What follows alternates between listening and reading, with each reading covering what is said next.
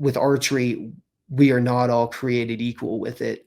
You know, your draw length and the poundage you shoot is going to considerably change your kinetic energy of your bow and what your arrow is going to be able to do downrange. So I want people to be able to make those decisions for themselves instead of being influenced by their favorite hunting influencer, one side or the other.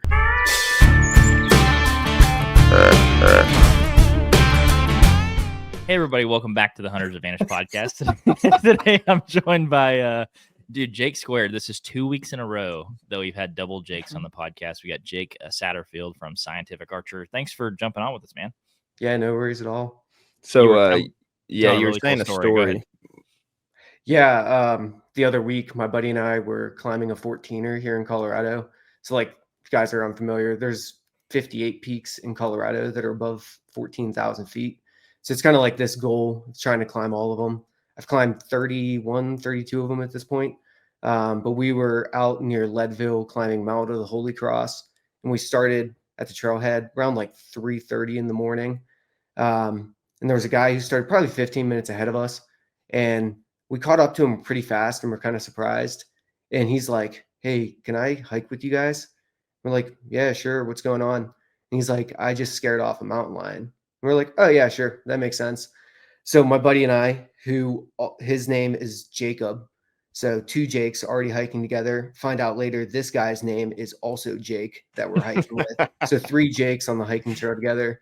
And so this guy's hiking with us for probably about a mile-ish. And we were talking the whole time, trying to just keep our voices up, see if that would help keep the cat away. But eventually, he, like the guy behind us, he's like slowly stops talking. I figured he was just like kind of out of breath. You know, we're already at like 11,000 feet at that point. It's getting tough to breathe. And he like trails off and we didn't notice. And then all of a sudden we hear him start yelling from like 150 yards behind us. The mountain lion had came back as soon as he was by himself.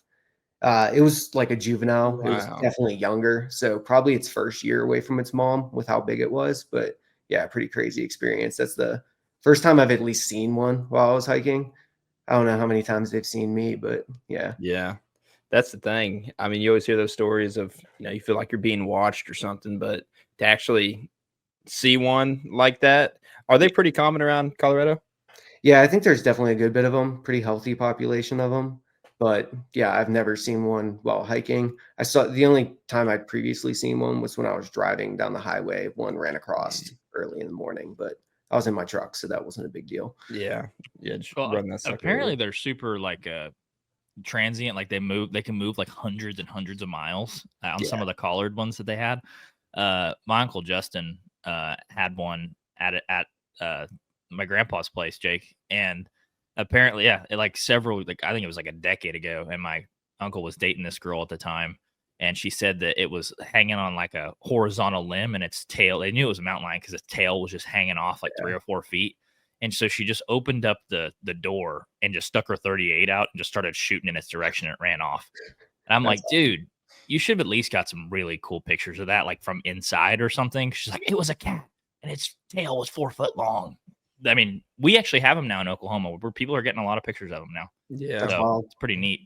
Yeah, no, I grew up in Pennsylvania, and there was some guys that would always claim to have seen one, but I just don't know much validity behind the claims. Oh, yeah. Yeah. Especially that far east, it's like, I don't know. Yeah. Do you carry it all when you go on these hiking trips, or? Not on those hiking trips. I'm like, I don't know, so weight conscious. I don't even carry like bear spray half the time. Usually my one buddy who I go with has it at least, but I don't know. Generally, I will just reach for a trekking pole if I really need to. That was your plan for the mountain lion, was the trekking pole? Honestly, I wish it was, but we didn't even think of that because my buddy had 2 on his pack, and we just like grabbed rocks off the trail as if that was going to make a difference, You got to start training jiu-jitsu so you can get behind him and just rear naked choke a juvenile to sleep. Yeah, I'm just going to try to avoid them at all costs. Yeah. So you alluded to it a little bit there, but for our audience that's kind of new to this kind of conversation we're going to have about archery and hunting today, can you give us a little bit of info about you, kind of how you got introduced to hunting, maybe a little bit of your upbringing? Yeah, sounds great. Yeah, I grew up in Pennsylvania, Western Pennsylvania to be specific, around the Pittsburgh area. And if you know anything about Pennsylvania, it has a deep, rich history of hunting and fishing, basically just everything outdoors. So from a young age, my dad got me into hunting and fishing. He started me out on the whole mentored hunt program, which in Pennsylvania allows you to hunt with a licensed adult before even the age of 12. I forget what the lowest age you can hunt is at, but I think I was able to shoot a turkey and a deer before I was 10 years old with my dad with me, which is a pretty awesome experience to just get into it from such a young age. Oh yeah. Well, it's weird when I hear people from Pennsylvania talking about that sort of stuff. Like you can't hunt till you're 12 because you see people. I killed my first deer when I was 8. I think Jake was probably similar for you. You could hunt I think I was basically like 10. whenever you could get a hunter safety course. But Okay, that's cool. there's people in Kansas that there's like 5-year-olds killing like 200-inch deer with crossbows and stuff. So waiting till 12 is just like that's a foreign experience for people, I guess, in the Midwest. Yeah, and I remember my first year when I finally moved out to Colorado, I was surprised because you could actually hunt on Sundays in Colorado. And I was like, wait, what? And turns out like that's just pretty much a Pennsylvania exclusive thing up until this year. Oh, so they actually changed it this year. Yeah, it sounds like the House in Pennsylvania passed some legislation to allow Sunday hunting now. Nice. Well, what was the whole reasoning behind that? Because I honestly don't know too much about it. I'm with you. Yeah. Yeah, it So- always seemed like, I don't know, growing up in Pennsylvania, you just thought it was a normal thing. You're like, oh, people don't hunt on Sundays. That was kind of the typical thing. But it wasn't until I moved out of the state, especially I went to college in West Virginia, and I don't think it was the same there either. Sunday's the Lord's Day. Yeah, It might have been rooted in that. Yeah. So you went to you grew up in PA, went to college in West Virginia. How do you get out to Colorado? Yeah, so when I was in college, I ended up meeting my now wife, and she originally grew up in Denver, Colorado. So I think it was our junior year of college. I'd always been interested in going out to the West. When I lived in West Virginia, that's when I got really into fly fishing. So I always heard about like the West and how great it was.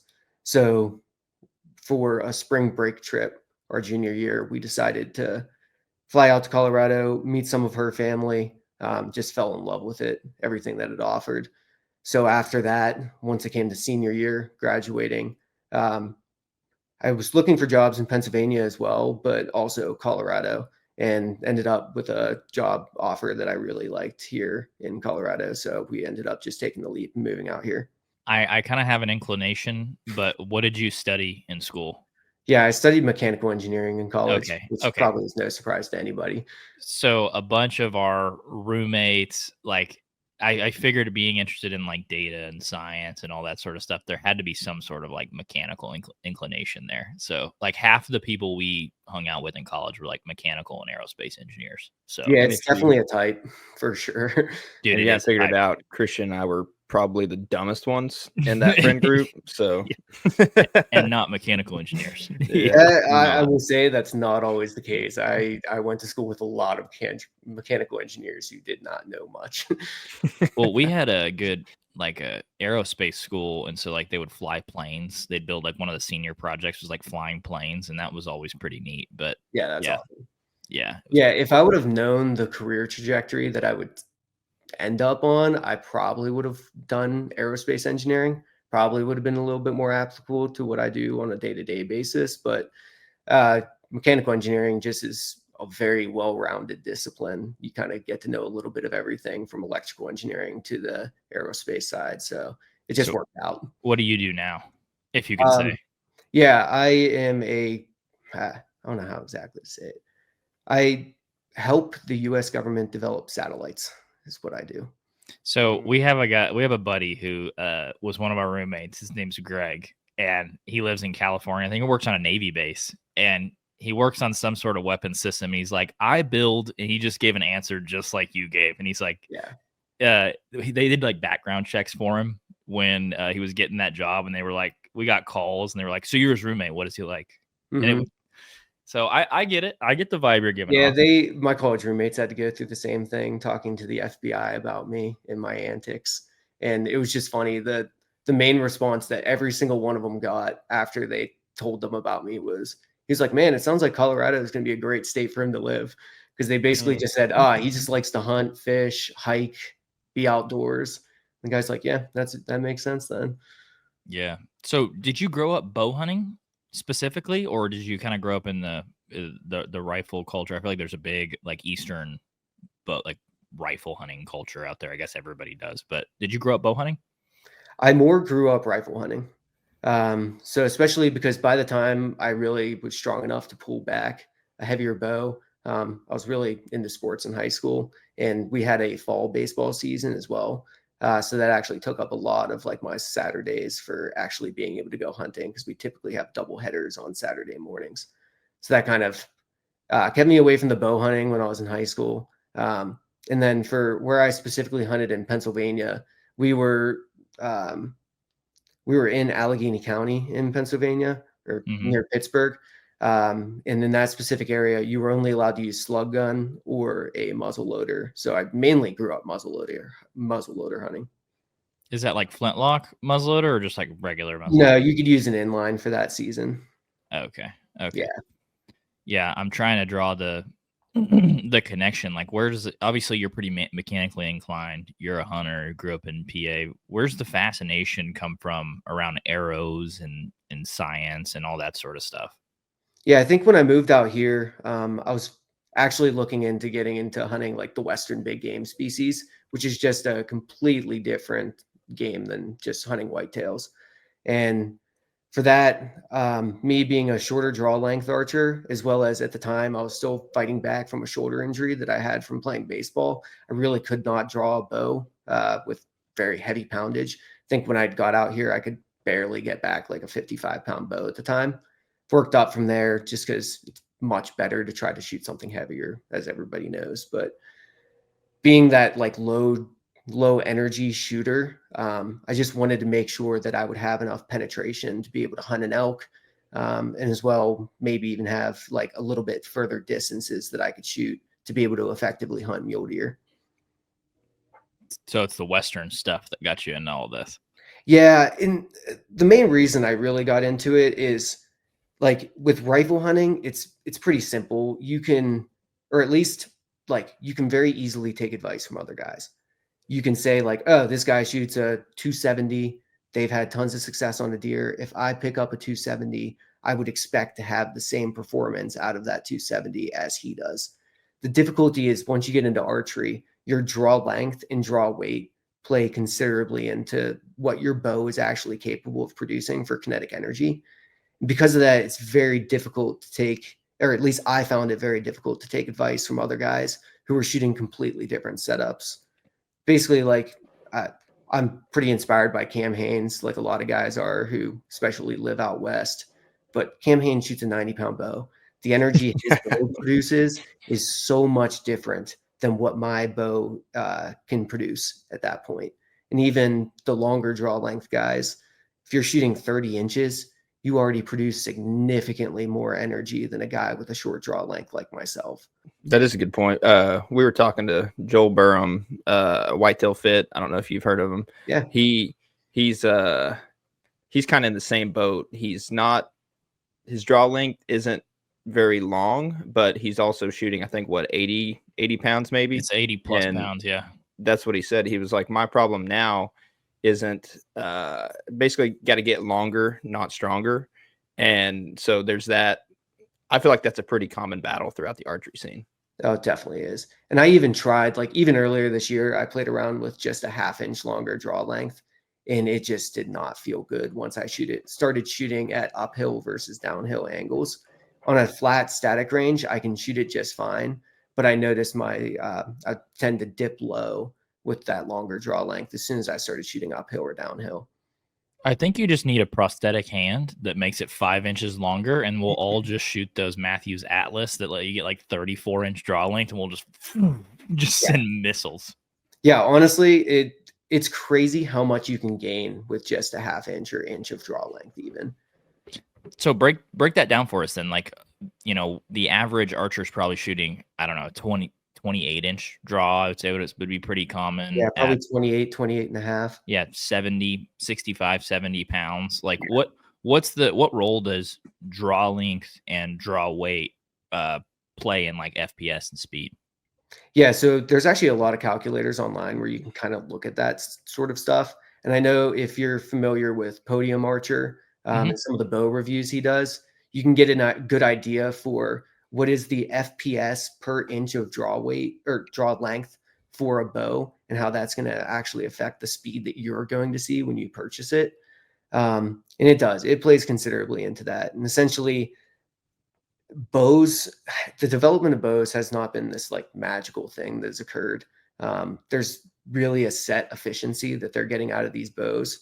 And if your bow is faster, it is likely because it has a harder draw cycle to it. So essentially, there's this curve from when you start pulling back the bow at every inch, what poundage you're pulling. And if you would essentially look at, and this is like a very engineer approach, you look at the area under that curve, will tell you the amount of stored energy you're putting into that bow. So the heavier draw length, the higher that curve becomes. So you get more energy stored. And then the longer you're pulling that back, the more energy that gets stored in the bow as well. I see. So can you put it would probably be hard to generalize, but like on your bow specifically, what does a pound of draw, or sorry, what does an inch of draw length equate to in terms of FPS? I think they say it's around 8 feet per second. Yeah, 8 to 9. So somebody shooting 28 inches to like 31 inches, that's an insane amount of performance. It's like almost 30 FPS. Yeah, so like I have a 27-inch draw length. So compared to the IBO speeds, I would generally expect to get 24 feet per second slower than what the bow is capable of. I'm a 31.5-inch draw length. So mine's a blessing. Yeah. And I shoot a bow that I think it only IBOs around, I think it's like 320, mid 320s. It's a PSE Evo NTN. It's like not a speed bow in any sense, super comfortable. But with like a 470 grain arrow, I still shoot at like 295. Yeah, or something like that. It's pretty fast. So the draw length definitely helps. Yeah, I think when I was doing this, I have the numbers pulled up to my side just to reference them. But when I was shooting a 450 grain arrow I have a Matthews lift 29.5. The 450 grain arrow was going at 248 feet per second. It's not very fast. 60 pounds and 27-inch draw length. That's where, like, definitely if you were a low energy shooter, so any kids, women, guys who aren't shooting above 60 pounds, and guys who have short draw lengths, especially if you have a short draw length and are shooting low poundage, that's where I think this whole like discussion of what matters for arrows is a little bit more important. Where I know, like, shooting, what was that, 400 some grains at 295 feet per second? 470. Yeah, 470. Yeah, that's pretty untouchable with my setup right now. I'm not even sure. I don't know. Maybe if I got close to 80 pounds, I could be capable of that, but that's still fast. I'm just going to ask, all this data that you just mentioned, can you break it down, and how does that equate to real world hunting scenarios? Yeah, sure. So I'll give a little bit of background on what I did, because I think most people probably aren't familiar at this point. But basically, because I was interested in this whole, what arrow should I personally shoot? I started to develop this low arrow mass study to try to determine like what arrow weight that I would prefer to shoot, given that I'm going to hunt Western big game species, as well as going back to the East and hunting whitetails every so often. So I ended up building a set of arrows, ended up building 7 arrows that ranged from 350 grains all the way up to 650 grains in that 50 grain increment. I bought a lab radar and built all those arrows and went out to my local archery range and shot all of those through the lab radar so that I could collect their velocity at launch. And as well, with the lab radar, you can collect velocities at 5 different yardages out to 100 yards. It's pretty difficult to have an arrow trajectory that will remain within the cone of the radar out to 100 yards. So I just shot out to 60 yards because that's generally how far people are going to shoot. Probably most people should not shoot farther than that in a hunting situation anyway. I know Jake shouldn't, but I can. A lot of people probably shouldn't, but they do. So I took all of that data, and at the time I was using an Excel spreadsheet, built a calculator in there, a simple ballistic calculator that was just based around linear drag. I've been playing with a like more full up ballistic calculator recently that I've been writing in Python. And it's actually kind of impressive how well the linear drag approximation works for it, which was really good to see because I was kind of a little bit nervous that it might not have been a good approximation. Would have gave me some weird results, but it's actually pretty spot on within like 0.2 feet per second at all those intermediate yardages. So I felt pretty comfortable with that. And with that information, when you have the velocity as well as the mass of your arrow, you can very easily calculate what the kinetic energy is going to be and the momentum for each one of those yardages out to 60 yards. And so started to look at that sort of stuff. And also with that ballistic calculator, I was able to calculate, what the time of flight of the arrow was. So how long does it take to go from where your position is out to whatever yardage you're shooting at. And as well, you can get the trajectory of your arrow. So you can know at each distance, what is the height of that arrow during its trajectory. So then you can calculate a lot of other interesting values out of it. It would be super interesting to be able to, I don't know how you would ever calculate it, but like compare time of flight to how fast an animal can move down. Yeah. That would be really interesting to find out. Yeah. So I did one of those charts, basically built around your time of flight. You can also take into account the time that it takes sound to travel to the animal. So the way I best describe it is, if you ever went to like a Major League Baseball game and sat in the bleacher seats in the outfield, often you will hear the sound of the ball hitting the bat after you already saw the hit occur. So that, speed of light, very fast, essentially instantaneous for us. You see it as soon as it occurs for the most part. But with sound, you can hear it, a few moments after. Just here with the numbers I have, at 40 yards, it takes sound 0.11 seconds to travel just 40 yards.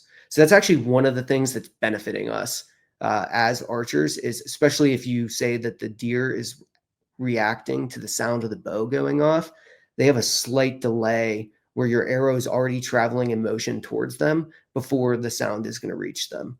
The thing that's unfortunate with arrows is all of them are going much slower than the speed of sound.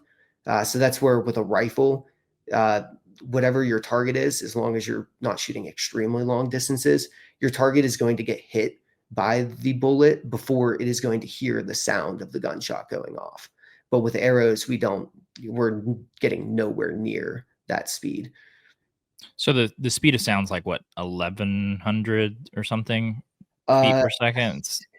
Yeah, 1125. Okay. So there is, I only know it meters per second, which is yeah. odd, even with the fastest bows, we're still not even touching. So it's not if they're ever gonna hear it. It's like they're gonna hear it. It's just how they're are they gonna react absolutely to it? going to hear it before it gets to them. Yeah, you're a quarter of the speed of sound for an arrow at fastest. Do you think the intensity of the sound matters? Absolutely. Yeah, I think so for sure. That's where, I don't know if you've seen some of the preliminary stuff that's come out of the Yates in the Backcountry arrow study that he did with Easton Archery. But they have some pretty cool stuff. I'll send that over to you guys. It's pretty cool to see. But they actually worked with an acoustic engineer to show, based around the fletching configuration of an arrow, when the animal would actually hear that and how far they can move based around their reaction times. It's pretty cool stuff. I'm looking forward to some of those things coming out. That is way higher fidelity modeling than what I did for when I was looking at specifically how far a deer could drop. Basically, I just took it and said, okay, I know the time of flight of the arrow. I know how long it's going to take before it reaches them. And then I said, okay, I know the speed of sound. So I can take the time that it takes the arrow to reach the animal and subtract from that the time that it takes sound to reach the animal, as well as I also factored in that a deer is not going to instantaneously react as soon as they hear it. There's got to be some reaction time that's taken into account there as well. So I was able to find a reaction time from a study somebody did online. I wish I could say who, but I forget who it was. But and I basically took that and said, okay, this is the actual time given your shot distance that an animal actually has to move when you shoot at it. And then I just assumed that the animal was dropping at the rate of gravity, so at 9.8 meters per second squared, and then was able to get an idea for, with these different arrow setups, how far the deer could actually drop in that amount of time at different yardages. And it was pretty interesting to see. I think it was with the 650 grain arrow. I also related it back to, the vital height of a deer being around like 11 inches tall. So with a white-tailed deer, I just assumed somebody would be aiming at the lower 1/3 point on their body. And so that gave you about 6.5, 7 inches of range or drop forgiveness, where if they dropped, you would still just incrementally hit higher in the vitals up until the point where you'd hit it in the backstrap or miss the deer entirely. And when I looked at the light versus heavyweight arrows, the 450 grain arrow, your drop forgiveness gave you all the way out to shooting a deer at 28 yards. It could drop enough where you just hit it high in the lungs, where with a 650 grain arrow, you could only shoot out to 23 yards with my bow setup before you would end up missing the vitals entirely. Wow. Which 5 yards might not sound like a lot, but as a percentage of that distance, it's pretty considerable. And especially for the game of inches that is whitetail hunting, that definitely could be the difference in you bringing home your buck or not. This is like a ranch fair uses this term, but it's like a scroll wheel that scroll that you unravel and it continues to like roll out in front of you. And I think that's like a really good analogy for this stuff, because every time you say something, I'm like bing, bing, bing, bing. That gives me like 3 more things that I want to ask about. So with that being said, you're reconciling the speed of sound, the speed of your bow trajectory, and how quickly they can react and ultimately not be in a vital kill shot. How does that influence you think aiming on deer? Are you always going to be a lower third guy based on what you've kind of learned on the science behind it? I think generally I like to aim at that lower 1/3. I think once you get into those further yardages, remember listening to Levi Morgan talk about this, where I think it was like essentially he said as soon as he starts to shoot at a deer past 30 yards, he will start to aim a little bit lower at that deer to gain that extra forgiveness when they will react to the shot. I don't honestly, for the most part with whitetail, I don't think it's a matter of if they're going to react to the shot. I think it's almost guaranteed that they're going to react to the shot, given like what I've seen from whitetail hunting. So do you take that approach as well? Do you kind of have like a sliding scale when it comes to your aim point on a whitetail? Yeah, it's definitely what I'm going to be doing when I get back into it this year. Because I think it depends on what time of the season too. Like I shot a deer on January 14th, or I shot 2 does. It's been a couple years back, and that's like the day before our season ends here in Oklahoma. And I remember hitting both of them and being like, dude, I backstrapped both those does. Like I thought I backstrapped both of them. I hit them both. Like when I say high lung is like, that's generous. It was like, I think I freaking nicked the lung with like a hair and they both ended up dying. Mm-hmm. But I remember my buddy Jake Ayers was with me, another Jake. And I have like 8 friends named Jake. But 4 in your wedding, no big deal. Yeah, 4 in my wedding, 4 Jakes in my wedding. That's hilarious. It's true. Yeah, it's tough to keep straight. So we were recovering this deer, and that was the first thing he told me when we walked up. He's like, dude, you backstrapped this one basically. And then we went to the next one. He's like, you basically backstrapped this one too. Both of those shots were like less than 25 yards. And I am a lower third type of guy.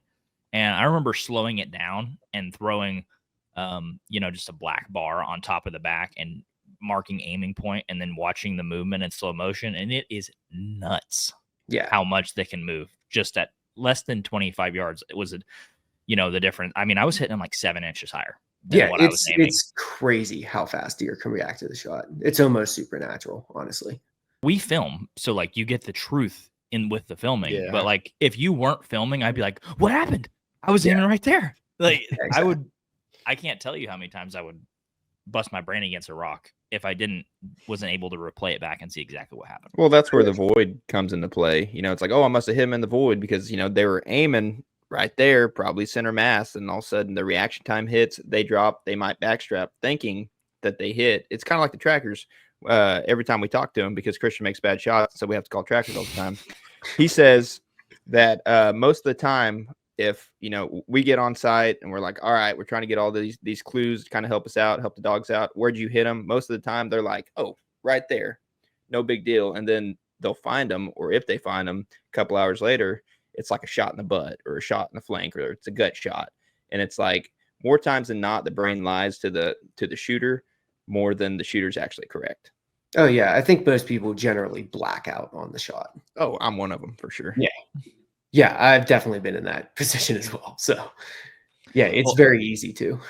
Do you remember Justin's deer, Jake, when we were like, where'd you hit it? He was like, dude, 6 inches behind the shoulder. I hit him right square in the liver. And we walk up to the deer. He hit it like right in front of the back hip, like right under the spine. And there was like a little bit of guts hanging out. We're like, what happened there? He's like, guess I lied to myself, but I got him now. It doesn't matter. Yeah, it doesn't matter now. Yeah, it's one of those things. Like I look at the problem of like, how do you kill a deer with a bow? And you really do. You have two pieces to that. You need to get the arrow to the animal, and then you need to get the arrow through the animal. I know like the Ashby Foundation guys, they're big on like bow hunting is getting things through the animal, but it's a more complicated problem than that. It is, you have to get the arrow there, and you have to get it through them in some fashion, or at least, considerable penetration that you can do damage to the internal organs. And that's where it's a piece of the problem that is, I don't know, I feel like it's largely ignored amongst a lot of guys who are in the heavy arrow camp. But on the flip side of the coin, I feel like the light arrow camp is way too into I just need to get the arrow there and it'll magically do what it needs to do. Where it's like, no, you guys need to be considering the whole scope of this problem. If not, you are going to be making a considerable compromise in your arrow's performance. That's my thing. Like, we talked to the Ranch Fairy. We hopped on the Ranch Fairy train, and in our terms, we were shooting piss missiles because we were like, I don't know, 580 plus, 580, maybe 590. And if you hit a deer, 100% correct, you're going to slide through like butter. Under 20 yards, you're sending them to God, dude. Yeah. Yeah. And you're not finding that arrow on the other side. But I agree. I do not think the Ashby Foundation is wrong for what they say for the hunting situation that 95% of bow hunters find themselves in. I think they're absolutely correct, especially when it comes to whitetail hunting. I think that, yes, you do gain a lot of forgiveness there for shots under 20 yards for the most part.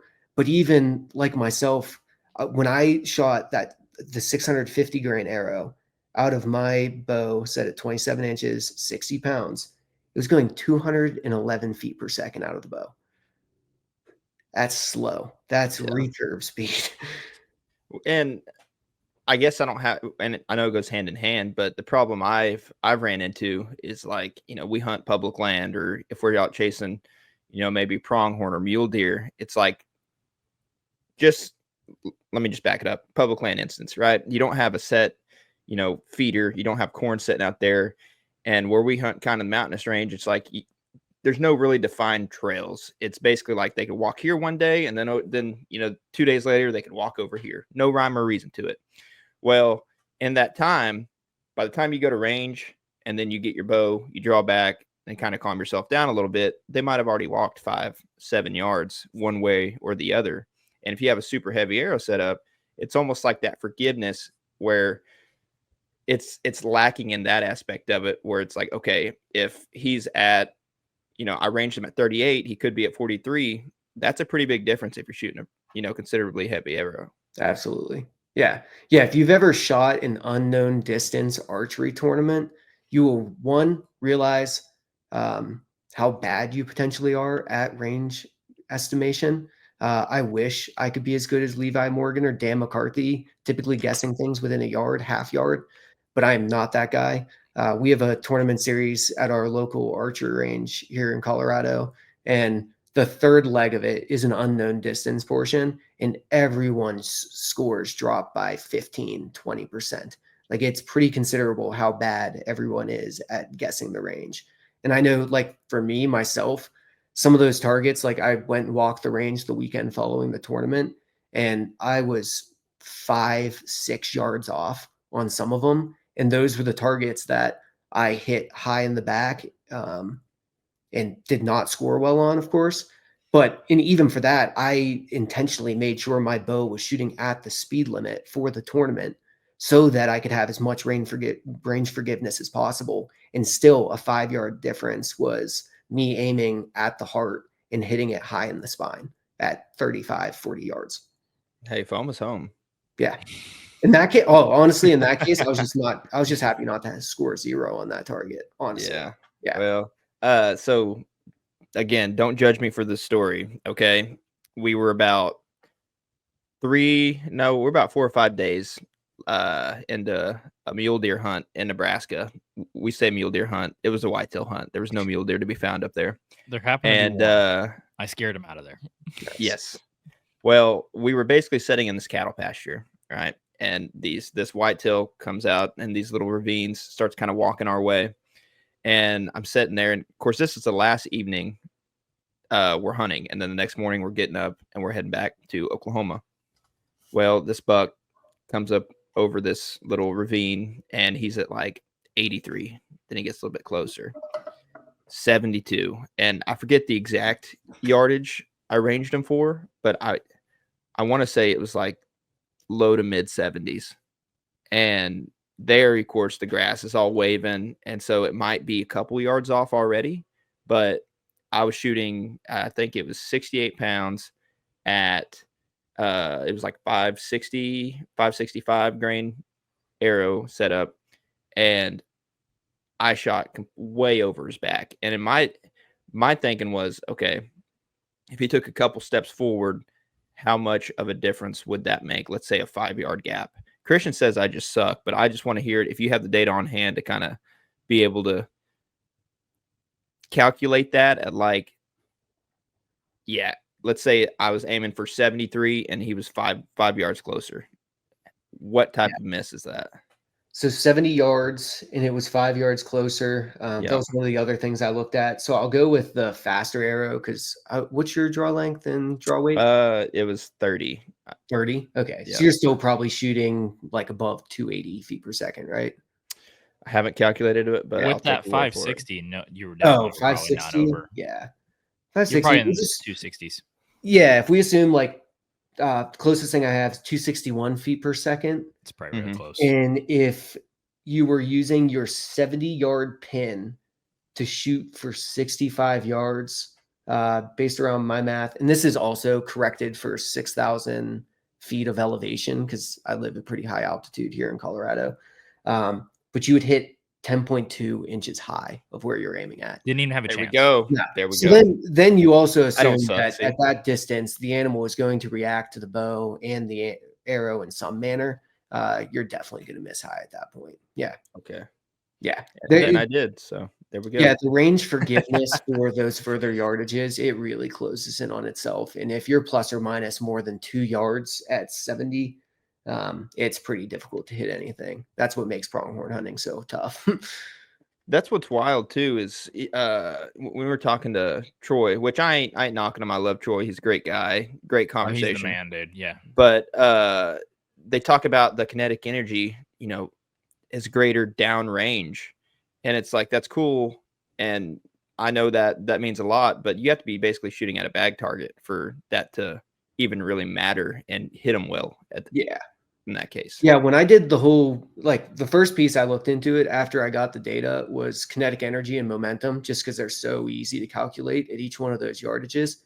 And at the bow for a 450 grain arrow going up to a 650 grain arrow, you only gain 3% in kinetic energy. It's not a lot whatsoever. Bows are pretty efficient. You barely gain anything out of it. Now, that being said, because a heavy arrow is going to fight air resistance more, the arrow is going to slow down less out to those further yardages. So you do end up retaining a little bit more of that kinetic energy at the bow at further yardages. this is one of the reasons why I'm exploring building out a ballistic calculator where I can actually account for where I can account for elevation, altitude better, because up here at 6,000 feet, the kinetic energy losses are so similar amongst all of those, just because air resistance is so little at these higher altitudes. So specifically, when I looked at the 450 grain arrow out to 60 yards, it'll lose 8.3 foot-pounds of kinetic energy, where the 650 grain arrow only loses 6.3. So it's only a difference of 2 foot-pounds of kinetic energy in loss by going up to that heavy arrow, just once again because the air is, so thin up here. Makes a difference. How would, let's say someone was at sea level, how would that affect? Yeah, you're definitely gonna see considerably more. It'll be like kind of a proportion based around each other. I would more expect those values to, I want to say, almost increase by 50%, probably. So if someone were to have, like, let's say if someone was low elevation hunting and they wanted to go up, the peaks of Colorado, chase mountain goats or something, would they have to take that real into consideration? It's something you could take into consideration. Honestly, depending on what distances you are going to shoot at, it may or may not make a difference. If you keep things within 50 yards, you're probably not going to really notice the difference in how high you're shooting. But if you shoot out, like I know guys who travel out from the East Coast to shoot maybe like Park City tack or the tack that's in Colorado, you will definitely notice those that difference once you get further into your sight tape, closer to 80, 90, 100 yards. It'll make a big difference. That's interesting. Yeah, I want to eventually quantify that for some guys so they can see it a little bit better. That's one of the reasons I'm working on that problem now. Yeah, Jake's story about the whitetail in Nebraska is a really good example, I think, of like range forgiveness and why it's really, really important. But can you quantify it in any other way, like at 60 yards, what would be the difference between in like a 550 versus a 450 if you were 5 yards off? Like what would that be? Yeah, you said it's 60 yards. Yeah. Yeah, I love having this Excel spreadsheet. This is nice. I want yeah, to see. I'll definitely send these over to you guys. I don't know if you want to like overlay them or anything. If it'll help people see that 100% will. Stuff. Because if not, they're probably gonna be like, we're just weird over here. But yeah, so 60 yard. So using your 60-yard pin with a 450 grain arrow, if the animal was actually at 65 yards, you would hit 10.5 inches low. For a 550 grain arrow, it jumps up to 12.5 inches low. So an increase of 20%. That right there is like quantifiable to Jake's setup, similar to my setup. I think mine. So I went pronghorn hunting last year with like a 570 grain arrow, and I felt like, oh, well, as long as I'm accurate on my range, like I'm going to hit these things. And what I realized is like, they're never freaking sitting still. No. So like I drew back on a doe in Nebraska and I'm like, that's 75. And she just keeps walking at me. And I'm like, I'm already in full draw right here. I'm like, I have no idea. She could be 65. She could be 71. I don't really know because I was getting into my draw, getting into my peep, getting into my anchor as she's moving. And I shoot, and I wasn't shooting Luminox at the time. And I shoot, and I just have no idea where the arrow goes. And I'm like, I have no feedback.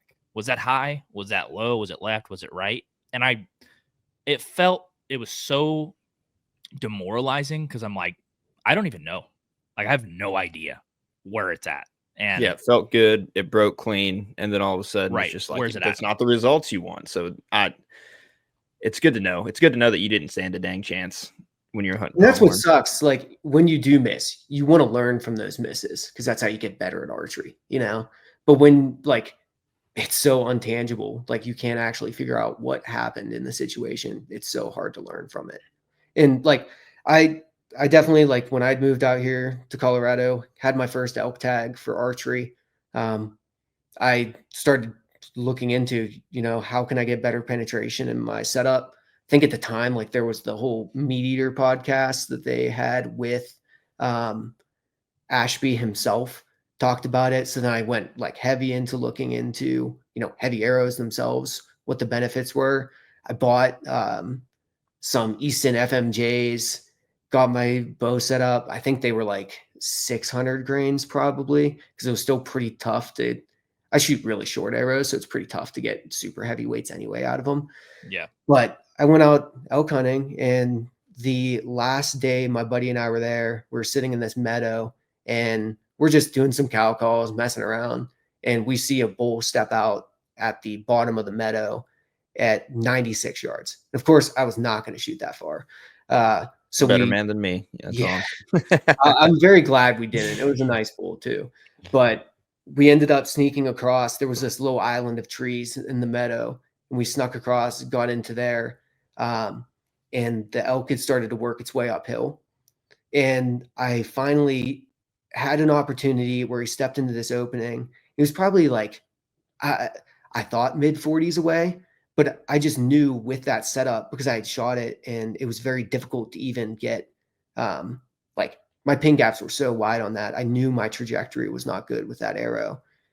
So I did not have the time to get a range estimate on him. So I just didn't take the shot because I was that uncomfortable shooting that heavy of an arrow. If I was shooting something more moderate in the mid 400s, probably would have been more comfortable taking that shot, because if I was off by, 1 or 2 yards here or there on an elk, that is still likely going to lead to you hitting it in the vitals. But yeah, I just did not have the confidence because I did not know that yardage. Were you shooting a fixed or mechanical? Fixed. Do you think that has anything to do with like arrow setups, like whether people should go heavier or stay in that mid 400s? Man, it's so interesting because there's not many guys that go heavy arrow with a mechanical. There's not many guys that go very lightweight with a fixed blade. I'd be very interested to see what type of performance people would get out of that. I generally think like, yeah, if you're going to lean into one, it's probably why people do it. If they're going to shoot a light arrow for range forgiveness, animal drop forgiveness, they're probably bought into, I need to hit the animal in the exact location I'm aiming at. And a mechanical broadhead is going to offer you better flight than a fixed blade broadhead is in most cases. And then the guys who want to shoot heavy, they want to shoot the fixed blade broadheads to get as much penetration as possible. The Hunter's Advantage podcast is brought to you by Out on a Limb Manufacturing. We've been using Out on a Limb for many years now, and this upcoming season will be no different. When it comes to good saddle hunting gear, I think of weight, packability, durability, and efficiency. And simply put, Out on a Limb checks all of those boxes. Before we got into saddle hunting, I'd be going back and forth taking either a climber or hang on. And an issue I found was as I'd be walking through the woods, it seemed like it would always get hung up on something, whether that be low-hanging limbs or a patch of saplings. And not only does that get annoying, it's not very stealthy either. And when you find a good spot to set up, you're still pretty limited to which trees you can sit in. But these saddle hunting systems change all of that. With their selection of saddle platforms and one sticks, Out on a Limb can hook you up with the right setup to help you deflate that big old target buck. To order yourself a high-quality saddle system that's made right here in the USA, just go to outonialimbmfg.com and use code HNTA15 for 15% off anything on their website. Again, the code is HNTA15 for 15% off. We trust Out on a Limb's products to run and gun anywhere in the country, and we hope you will too. So this is something interesting then, and I'm not a scientific guy in terms of like looking at data on kills, but I am interested in terms of just like anecdotal experience. So like I went to a ranch fair setup. All shots under 40 yards, killed 4 bucks and 2 does the first year that I did the ranch fair setup. Blew through, I think all of them. My next question was like, if I did this same setup, but I took 100 grains off of it, right? I went down to a 470, but I used the same single bevel broadhead. Would I have similar results? And I had the exact same results on like 5 deer. And so I'm like, I got way more forgiveness. I don't have to be nearly as accurate with my range because I literally shaved 100 grains off my arrow. And the question that it posed in my mind is like, is the weight doing this work, or is this broadhead, this very low profile, small broadhead doing the work? And I can gain the benefits of shooting a fixed blade or a single bevel broadhead while preserving my range forgiveness. And then my setup with that, I'm like, this is pretty awesome. Like I remember I shot a freaking big buck at 25 yards, quartering two, and like blew through his shoulder. And I was like, sweet. Like, this is awesome. So what are your thoughts on that though? Yeah, I think you're 100% right. I think that the thing that's unfortunate is when people are unsuccessful with an arrow, they instantly change everything about it versus changing one thing at a time. So if you would have, if you're shooting a light arrow with a big mechanical broadhead and you weren't happy with your penetration, and all of a sudden you go to a 650 grain arrow with a sleek fixed blade broadhead, yeah, you're definitely going to see considerable penetrations increase. But like you're saying, you might have seen that just by changing the broadhead itself, which honestly, that would be my first recommendation to guys who, if they are a little bit more penetration cautious, especially like maybe you are comfortable shooting a expandable at a whitetail, but you are coming out for your first elk hunt. Maybe it is just put a single bevel broadhead on that and feel more comfortable that you're going to be able to penetrate the animal better. There is benefits with going to the heavier arrow because you do gain considerable amount of momentum in doing so. And that's where I want to look into it more because I'm not quite sure what it is, kinetic energy or momentum, that is the driving factor for your arrow's potential to penetrate. But I'm kind of, at this point, I am leaning towards it is your kinetic energy, just because there is benefits that if you are a low energy shooter, you can at least increase arrow mass to gain enough momentum to be able to hunt pretty much anything on the face of the earth that's legal to hunt.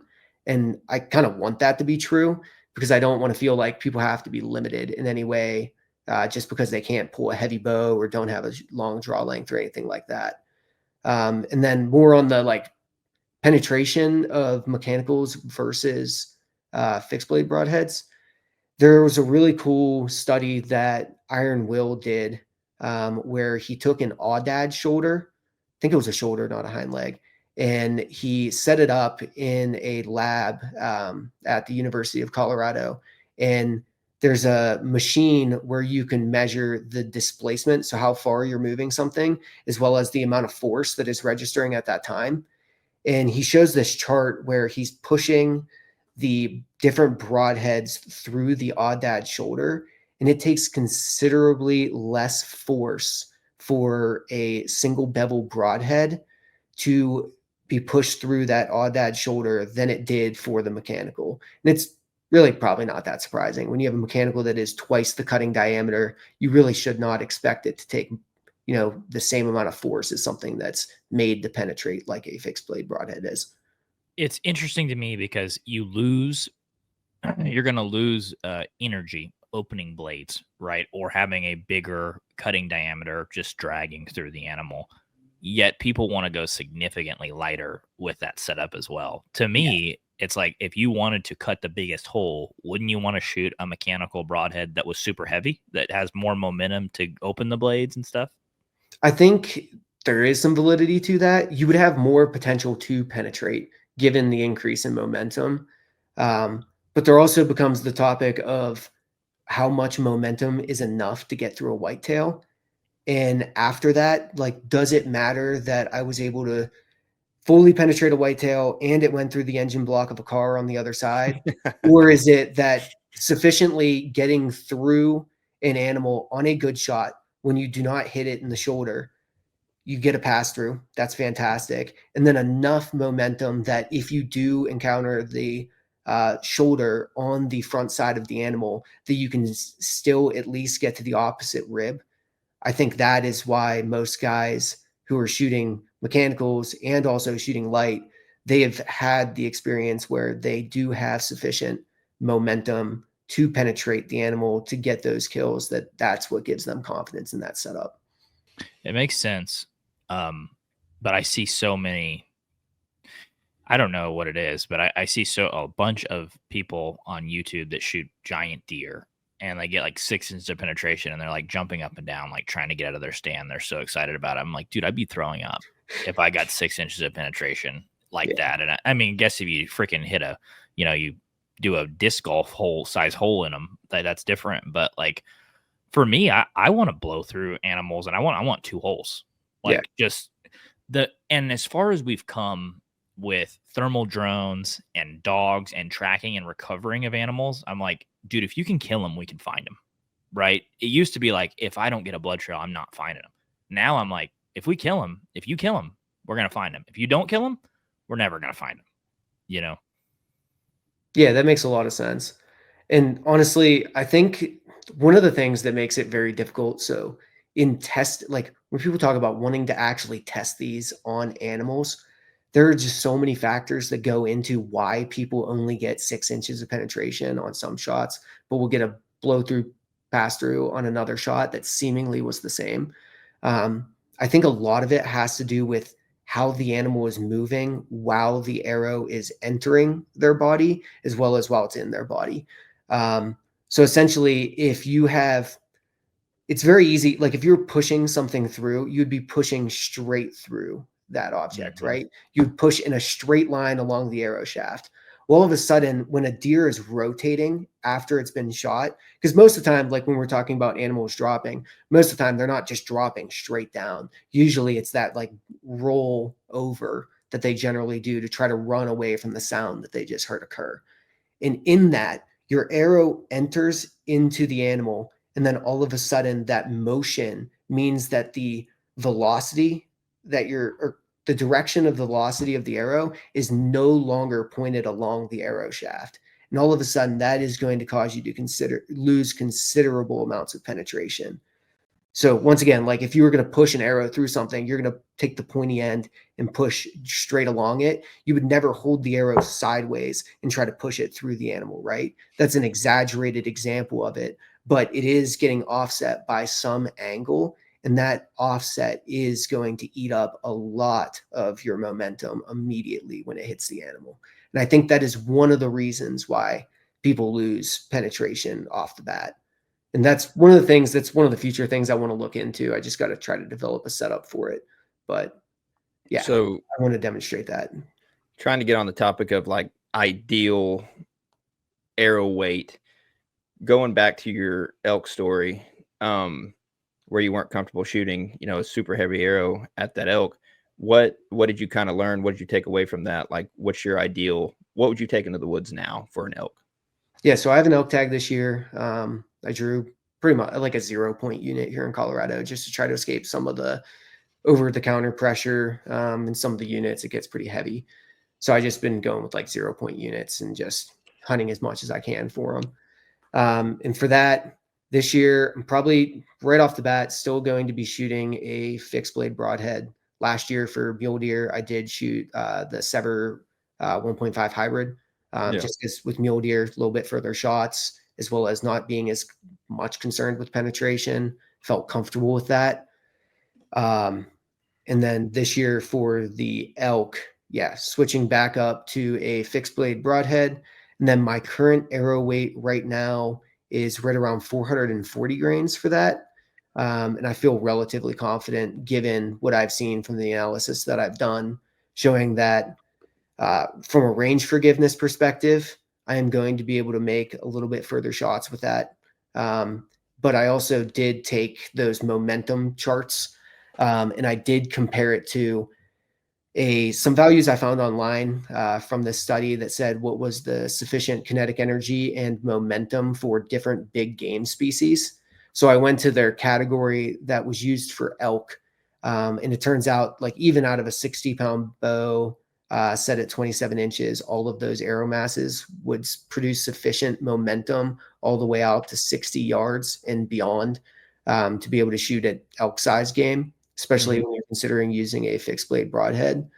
So I feel pretty confident from that perspective, especially because I've increased my draw weight. I think right now I'm sitting around 68 pounds. I got a couple weeks till the season starts, and I'll get up to as close to 70 as I can, probably at 70 for when I finally get out there. So I feel confident that when I did this analysis, it was at that 60-pound bow. So everything should just get better from there, increasing to 70 pounds. So yeah, Gotcha. fixed blade broadhead, mid 400s, and that is with a lighted knock. I'll be by myself this year, so I definitely want to have a lighted knock to be able to, identify how good good or bad the shot was off the bat. And then from that range forgiveness perspective, that is one of the reasons why I'm tailing a little bit lower in that towards 450 grains instead of going like higher towards 500 grains. Where I'm going to be hunting at was the area I found elk in last year when I was hunting mule deer. I was honestly surprised they were all the way at the top of the mountain above tree line in these open fields.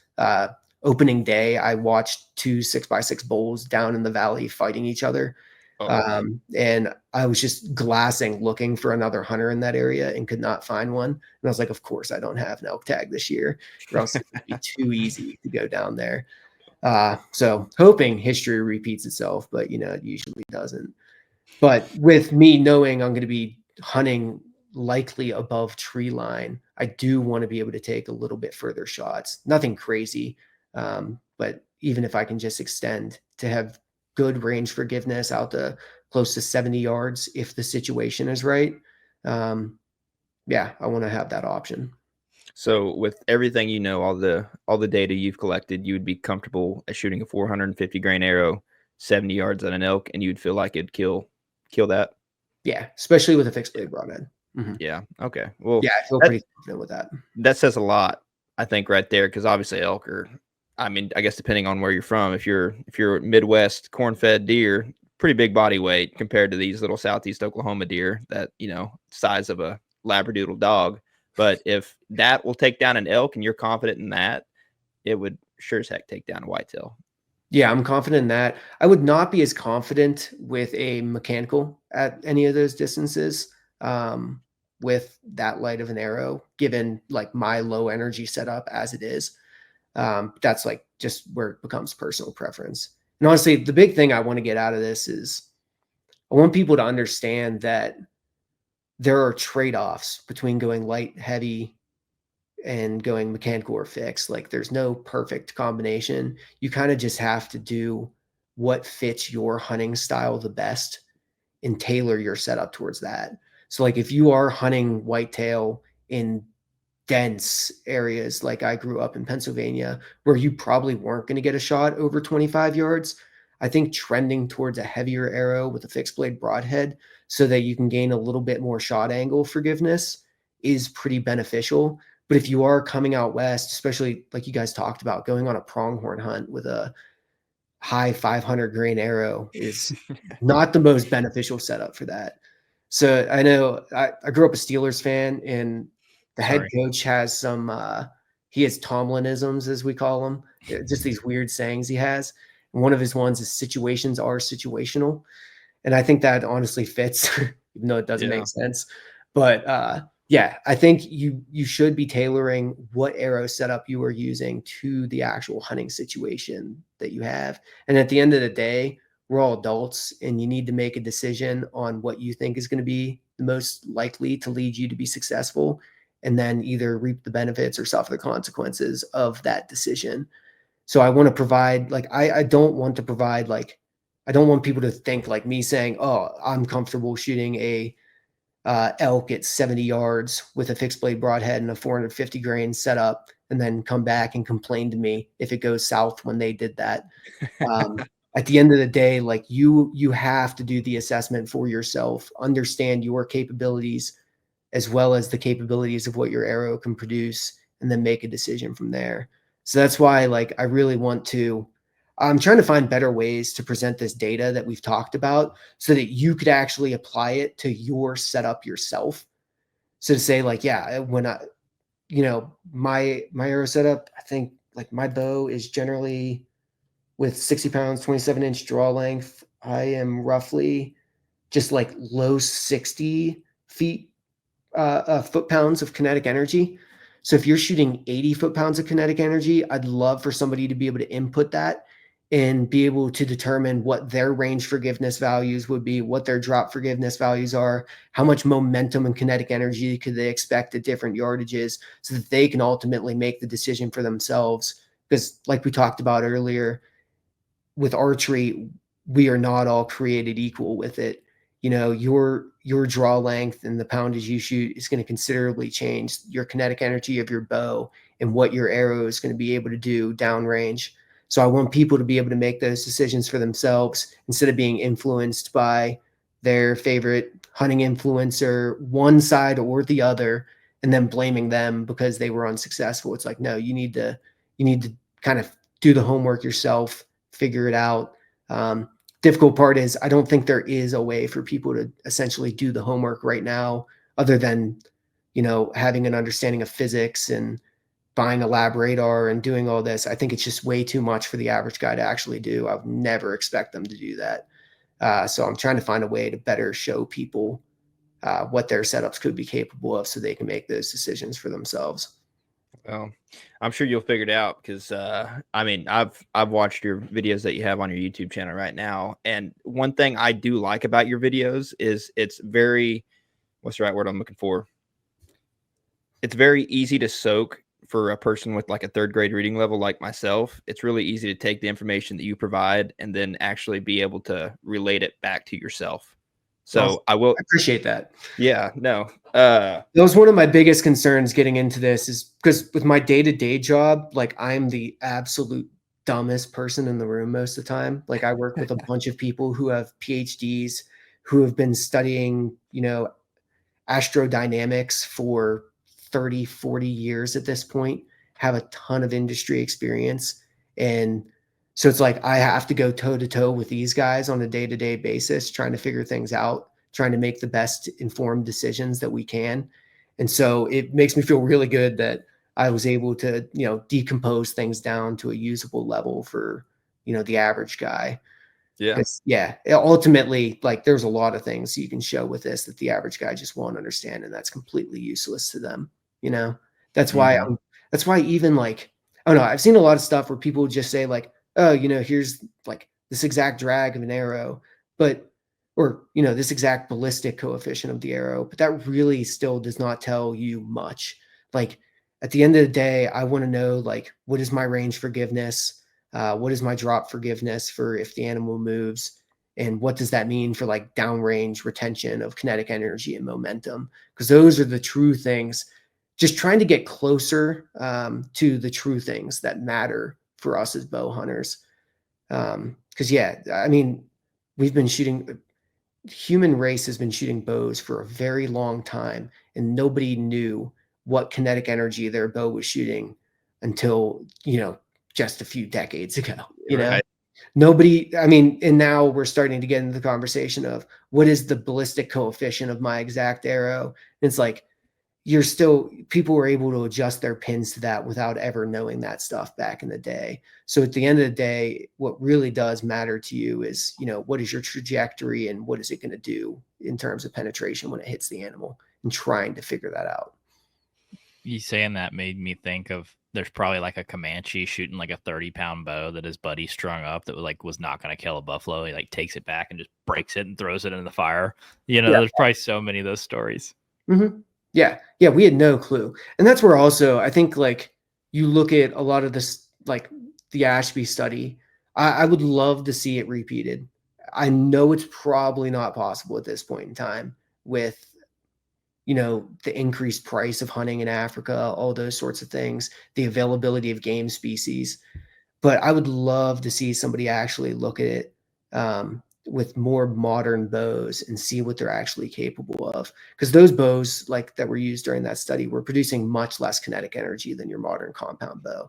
Like, we've come a long way. In the last couple of years, we've seemed to have plateaued for the most part with what bows are able to produce speed-wise. But man, like, if you look back from the, inception of compound bows, they've come a long way in what they're capable of. We just need to, like, create create you like a general science fund, and we'll help everybody fund it, and then we'll buy like 100 whitetail deer and put them in a high fence and be like, these are our sacrifices. Yeah. And we could probably do it now if we had enough money. We could just go on a bunch of high fence hunts and just test all this crap. But that's the thing that gives all the validity to the Ashby study, right? Is like, well, I'm testing on real stuff, right? I'm not testing on ballistics gel or any other stuff, but it'd be really interesting because that's one of the biggest pitfalls that people fall into with the Ashby stuff is like, well, I'm not trying to penetrate through a rhinoceros. I'm trying to shoot a whitetail deer and the cavity is only 12 inches wide. So it would be really interesting to see it redone with modern compound bows and on smaller animals. Yeah. And that's back to the whole like situations are situational thing, right? Where yes, you can, if you build a bow to go through a Cape Buffalo, I feel confident in saying I would guarantee that it's going to perform well on a whitetail deer. At least if you hit it, right? Will it get there? I don't know, depending on the shot distance. But yeah, why not back that down to gain in range forgiveness or drop forgiveness, still having sufficient penetration, so that ultimately, I think what you want to increase is your probability of ethically harvesting a deer is what people's goal should be. Increase that as high as possible. You're never going to get that to 100%. You're always going to have loss, especially when it comes to archery hunting. But you want to get your probability of harvesting your game as high as possible. And I don't think if you just focus on maximizing penetration is going to guarantee your harvest success is going to increase. Honestly, and this is going to sound horrible, but and I do not suggest anybody does this, but if you want to pretty much guarantee a pass through on an animal, you should shoot them in the guts, right? Like that is where you're most likely to get a pass through. But the problem is that is not where your arrow is going to be most lethal, right? It's kind of simple as that. You need to be going through the vital organs to actually kill the animal. Yeah. I like what you said about, like having a more tailored data set or approach, like on an individual level. Cause I do think general information is pretty dangerous in any, always or never. Like you should always shoot fixed blade broadheads. Maybe not. Expandables, same thing. Maybe not. Depends. But I say general information is very dangerous, yet I'm about to ask you to generalize right here. But for the average person hunting whitetails, and you've looked at all the data, so 28-inch draw, 60 pounds, pretty normal setup. What would be an ideal with a fixed blade broadhead or a mechanical ideal like arrow weight that still has enough momentum, I guess under 40 yards for somebody to kill whitetail, like basically the best of both worlds. Yeah, super forgiving, good penetrating, retains momentum with an average archer setup. Like, what weight range do you think that would be in? Oh, 1 sec, I accidentally exited out of you guys. Okay, so I ended up creating some of these sufficient momentum charts based around that online article that kind of gave some rules of thumb for kinetic energy and momentum for different big game species in their size. So for their medium game category, that related really well to deer and pronghorn. And for that, all of the arrow setups down to 350 grains were considered produce sufficient momentum all the way out to 60 yards, given that setup. Yeah. 350. Now that's where, yes, present it. That is what the data tells me. Intuitively, that's not where I feel comfortable with it, so that is not like a recommendation I would be making to people to go that lightweight on that setup, especially because, you are giving up the potential to penetrate if you are going to encounter the front shoulder or the humerus, those sorts of things. You're absolutely going to suffer from that. So honestly, it probably sounds like a cop-out answer because you hear it so often, but it's really that for most guys, like that average archer, mid 400s is probably the greatest starting point that you can come up with to be pretty well balanced between range forgiveness, drop forgiveness, as well as having sufficient momentum to penetrate the animal. You heard the man, Jake. I'm going down to 350 for Pronghorn. Yeah, I'm gonna get a. I mean, honestly though, for Pronghorn, Yeah. that might not be a bad thing because I mean we've hunted Pronghorn in the past, and if you even nick them, it's like call an ambulance. Like they're done. So yeah, I'm probably I will going to say get that. a crap ton of messages come August 15th when most of the pronghorn seasons open up in the Western United States with people complaining that they weren't successful with the 350 grain arrows.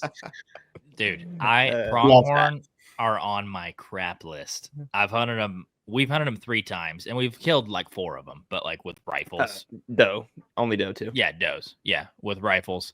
And dude, they just piss me off so much because like they love to be in 100 to 150 yards, and I'm just like, oh yeah, like, and they just taunt you. every step you take, they'll just take one more step. Oh, dude, I want to. Mm-hmm. Yeah.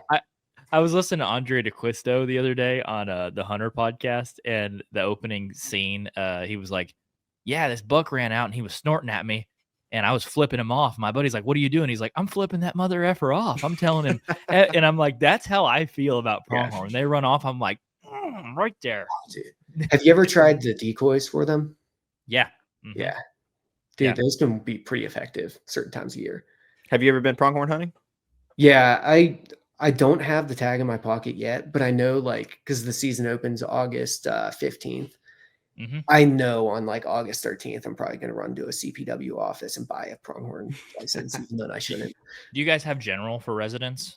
Yeah, so I think it's anybody over the counter.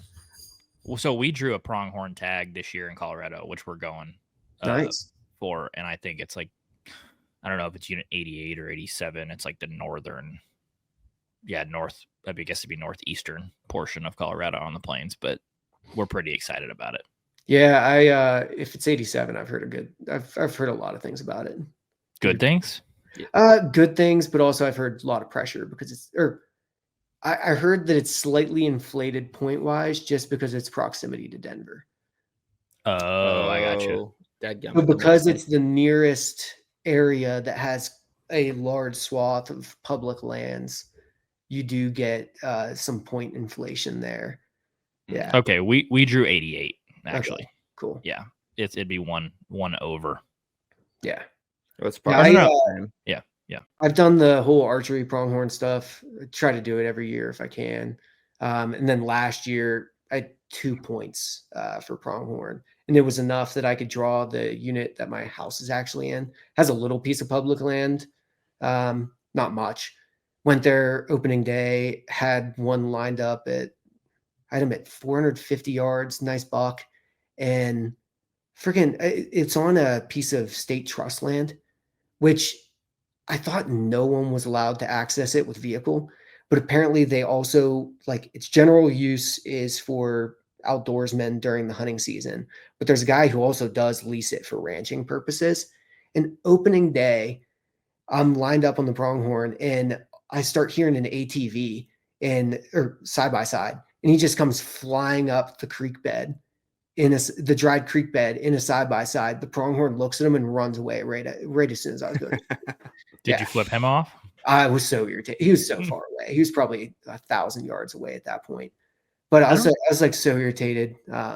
But later on that season, there was a piece of private land that was holding a really nice pronghorn buck, and he had like 30 does with him. And I was finally able to get in contact with the landowner, and they gave me permission. There was 2 guys who already had permission to hunt that piece of property. And he's like, I usually only give, 1 group permission per season. I was like, hey, no worries. I was like, just so you know, I'm here right now and those guys aren't. So how do you feel about that?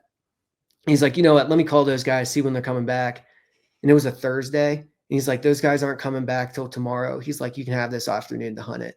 And within 2 hours, I went and killed that buck. Real nice one for the unit. Yeah. How far was the shot? Just under 400. Oh, you shot him with the rifle? Poked him out there? Yeah. Dude. Yeah, the rifle was a little bit of a cheat code for the pronghorn game. Oh, dude. Honestly though, like anything over 250 with the rifle, like I'm not rifle savvy, but that would be a poke for me. So I give those kind of people some credit too, because I was pretty stoked on it. The good thing was I was able to get prone, set my rifle up across a backpack, make a rear support out of. I used game bags to make a rear support. I was pretty rock steady, and I heart shot at just under 400 yards. I was pretty stoked on that. Were you shooting 6.5 Creedmoor? 6.5 PRC. Oh, okay. Do they make that in men's? Barely. I'm just kidding. Dude, I know nothing about like rifle calibers, but I know that people hate on Creedmoor, 6.5 Creedmoor. So, dude, I love getting pictures. Dude, it's so funny to me that people, we have the light versus heavy arrow thing in archery. Yeah. The rifle guys have the caliber debates that will probably never end as well.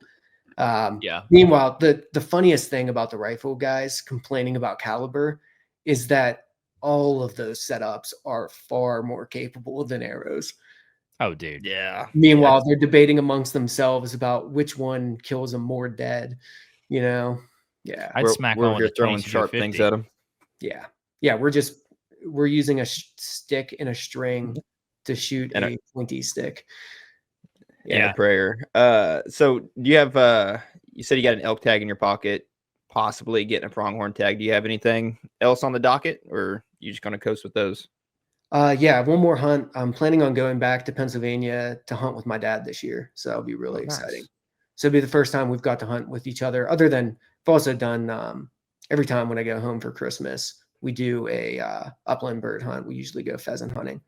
But this will be the first time that I'll be going back to actually hunt whitetail in a long time, probably 10 years since I've hunted whitetail last. Actually, I'm spot on 10 years since I hunted whitetail last. That'd be good. Dude. A good reunion again. Are you using a bow or a flintlock? Yeah, we're going back. My sister has a wedding at the end of October. Shout out to my sister who won't. Dude, why is October the best times for weddings? I love fall weddings. They're so beautiful. My buddy Cole, I'll give him the shout out on this. He had a wedding on September 4th.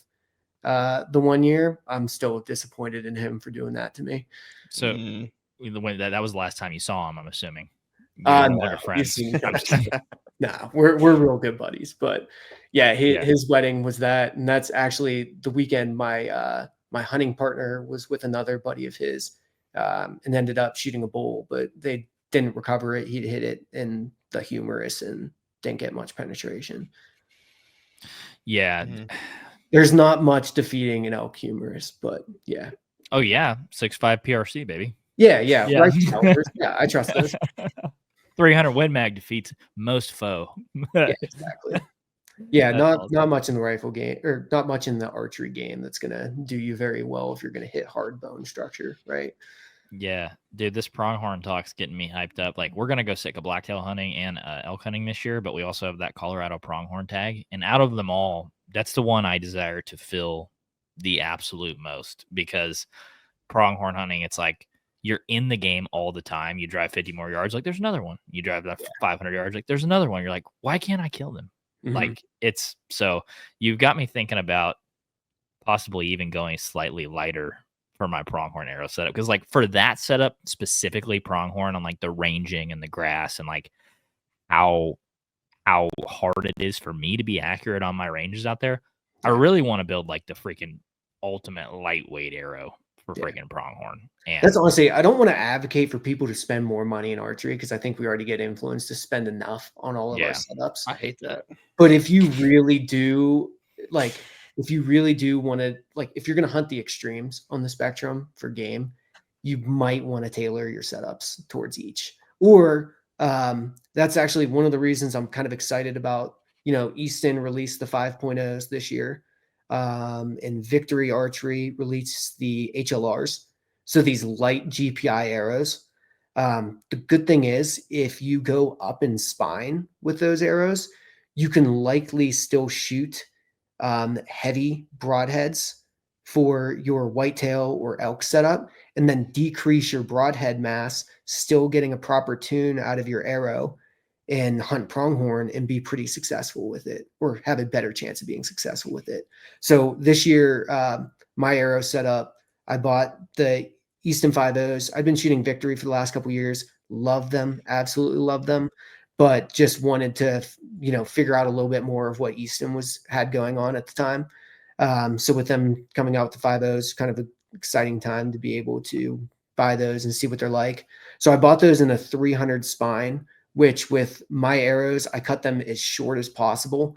So with a 27-inch draw length, I can cut them down to 25.75 inches long. So really short, stubby, almost look like crossbow bolts at that point. And with the 300 spine, probably a little over spined for my bow right now at 68 pounds. But I have not noticed any of the decreases in accuracy or my groups expanding like some guys, some of the professional archers claim. Maybe I'm just not that good, but I can still shoot a 400 score in 3D with those arrows. So they definitely perform well enough for me out of it. And that's scoring 11s, not center 12s, but that's a own personal thing that I don't understand. So what's the GPI on the HLRs and that sort of stuff? Yeah. So I'll at least say for these 5.0s, Christian's at him in his cart right now. No, I'm literally I'm thinking if I'm spending, dude, the Colorado Pronghorn tag's like $500. Yeah. And so, dude, I do not. I feel bad for non-residents at times. Okay. Even though I will say you guys still get a hell of a deal in Colorado compared to a lot of other states. But dude, the elk tag's like as cheap as an Oklahoma whitetail tag now. I do as a resident of Colorado now, who I fully anticipate moving back to Pennsylvania at some point in my life. So I know I will have to pay non-resident prices. I feel bad for non-residents right now for trying to come out west and hunt. It sucks. Well, I'm just sitting here thinking about it, and this is like the cheap guy in me, which there's me cheap, and then there's Jake cheap, and that's a different level of cheap. But I'm a tight ass. I'll be honest. Yeah, but I'm thinking about it. A $500 tag. I'm gonna spend $300 plus in gas, food. Like I'm gonna spend $1,500 hunting this pronghorn, and am I gonna let $120 set of 6 arrows be the difference between me killing one or not? And I think that might be I think it might come down to literally like you're saying, downrange range forgiveness between me getting one and me not getting one. Dude, it's probably the biggest difference when it comes to pronghorn. Because like you guys said, a lot of guys' experience is if you get penetration on them, they are going to die pretty easily. And then one of the nice benefits of a lot of the Western game species is they do not seem as reactive to the shot as whitetail are. So unless they've already kind of seen you or spooked off in general, they just don't seem to react as much to the shot. Like elk pretty much stand there and take it for the most part. So yeah, you probably don't have to worry about the drop forgiveness as much, which is where you can probably gain a lot in range forgiveness, or just enough to be beneficial where, you probably already are producing sufficient momentum to be able to penetrate a pronghorn.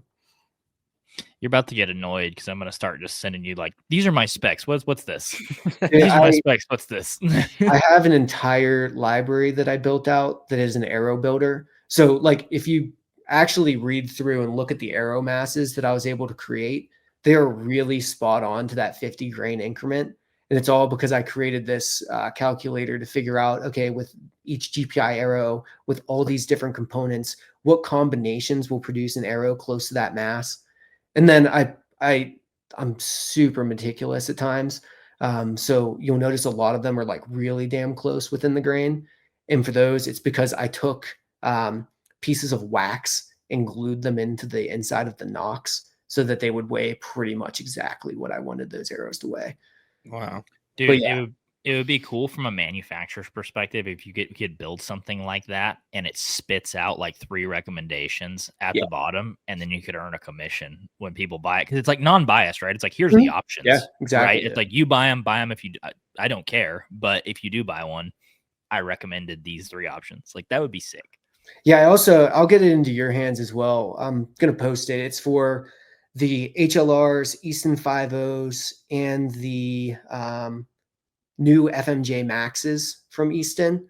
I have it set up so it's every arrow length with 300, or I think it's with 300 and 350 spines. What arrow mass you would have with that for a set of broadhead weights. So it'll help people, like if you're going to use their standard components, it would be a good way of estimating what your total arrow weight's going to be with different field points.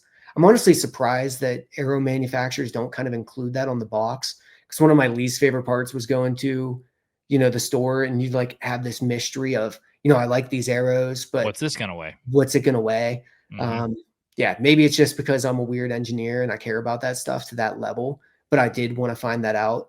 But back to the whole like mass or GPI of the Easton 5.0s in the 300 spine. No, but I think they're in the like low eights. I think they're 8.3 or 8. I think they're 8.3. I think the HLRs are 8.1 in the 300 spine.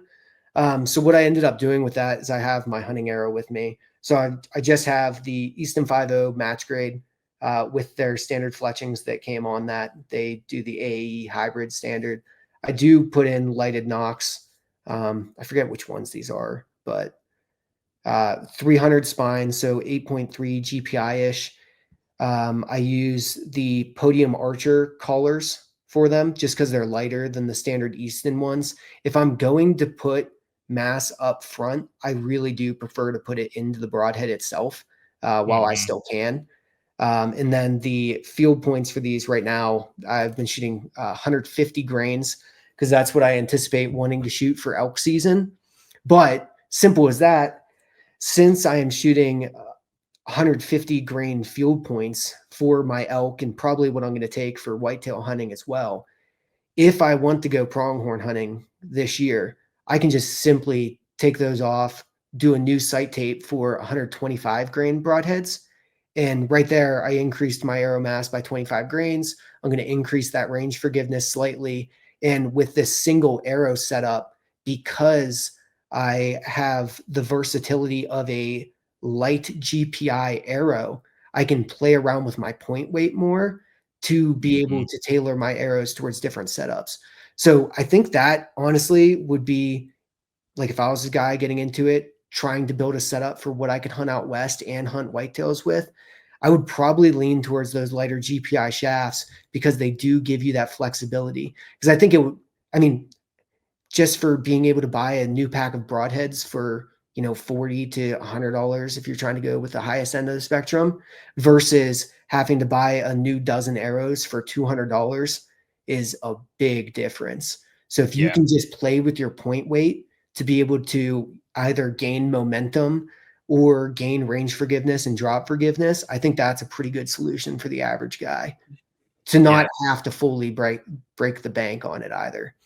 Yeah, that's a good point, because we're partnered up with VPA, and so we can change from 100 to a 125 to a 150 to a 200 easily, because we have all those broadheads in our toolbox. And I shoot the RIP TKOs right now, and with a full length shaft, I think it's like 31, maybe 31 and a half inches, I don't know. And a 50 grain collar up front with a 100 grain broadhead, I'm still only at like 470 with a full length arrow. And what is your thoughts on Fletching's configuration for like downrange? Does it matter?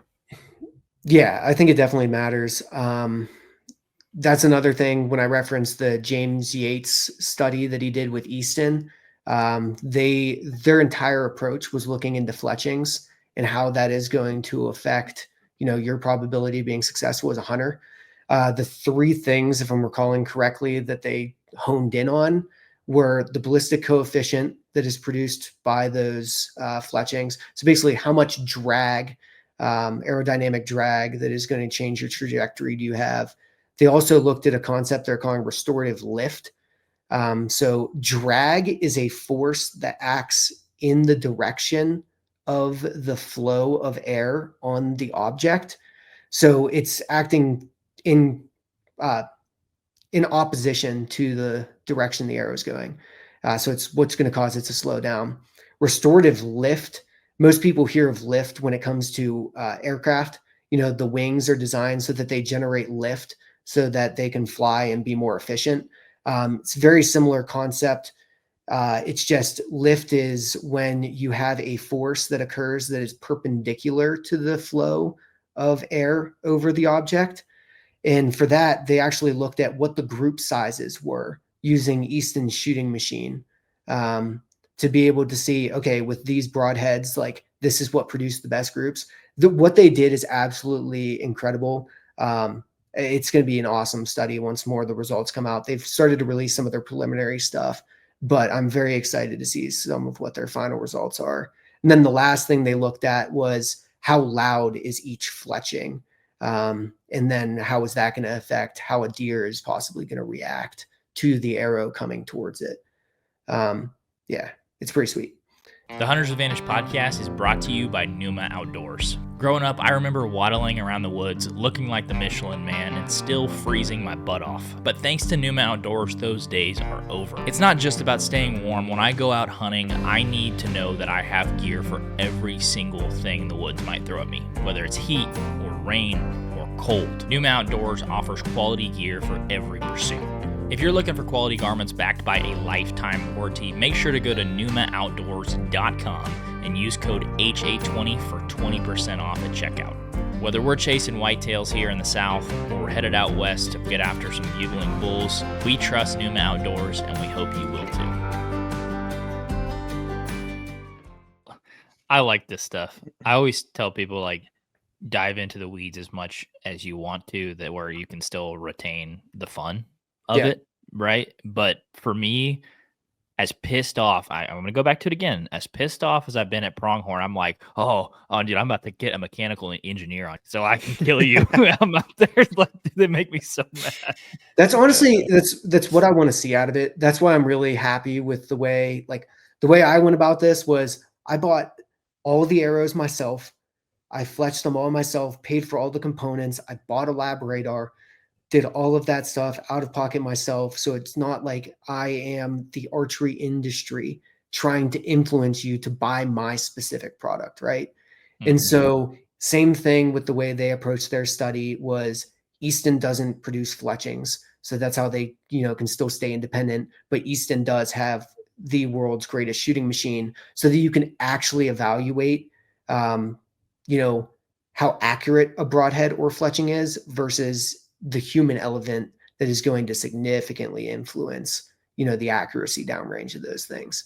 And I'm hopeful that this trend continues. It seems like over the last couple of years, there's been a lot more, I'll just say, not even just engineers, more mechanically inclined individuals who are starting to look into this that can help everybody else figure out what they should do with their setups to be more successful.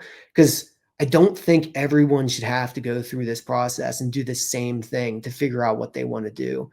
So it's like, I'd rather have some guys that do these independent assessments, independent from the archery industry, that actually tell us, like, hey, is this what this company is saying about this new product? Is this just marketing jargon? Or is this actually going to increase your probability of being successful?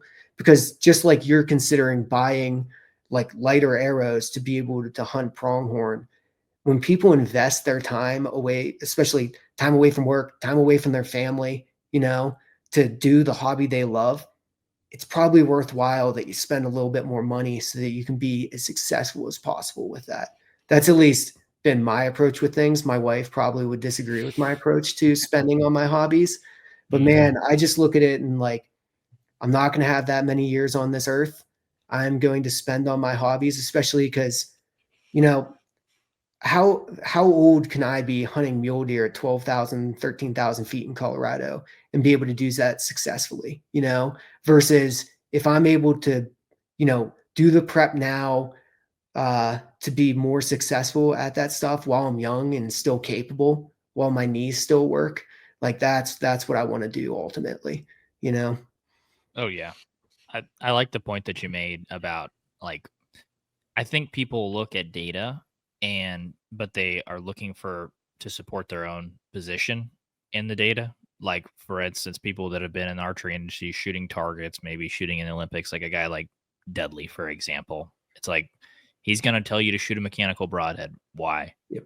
Because he uses them and he's sponsored by someone to shoot mechanical broadhead. Ranch Fairy is going to tell you to shoot a single bevel. Why? Because he uses them and he's sponsored by people that, shoot fixed blade, single bevel broadheads. And it's just like, I think that third party point of view, it's like, use what you want, but here's the information. Yeah. Right. Yeah. I think that's everybody's important. an adult. Make your own decision in what you're going to use and either reap the benefits or suffer the consequences of that. Right. But I want people to be able to make informed decisions. And that's the unfortunate spot I think we are in, where there's not this independent checks and balances that has occurred in the archery industry, where all of the marketing has come out of the companies producing the products themselves, where you were pretty much told like this product is going to perform in this way.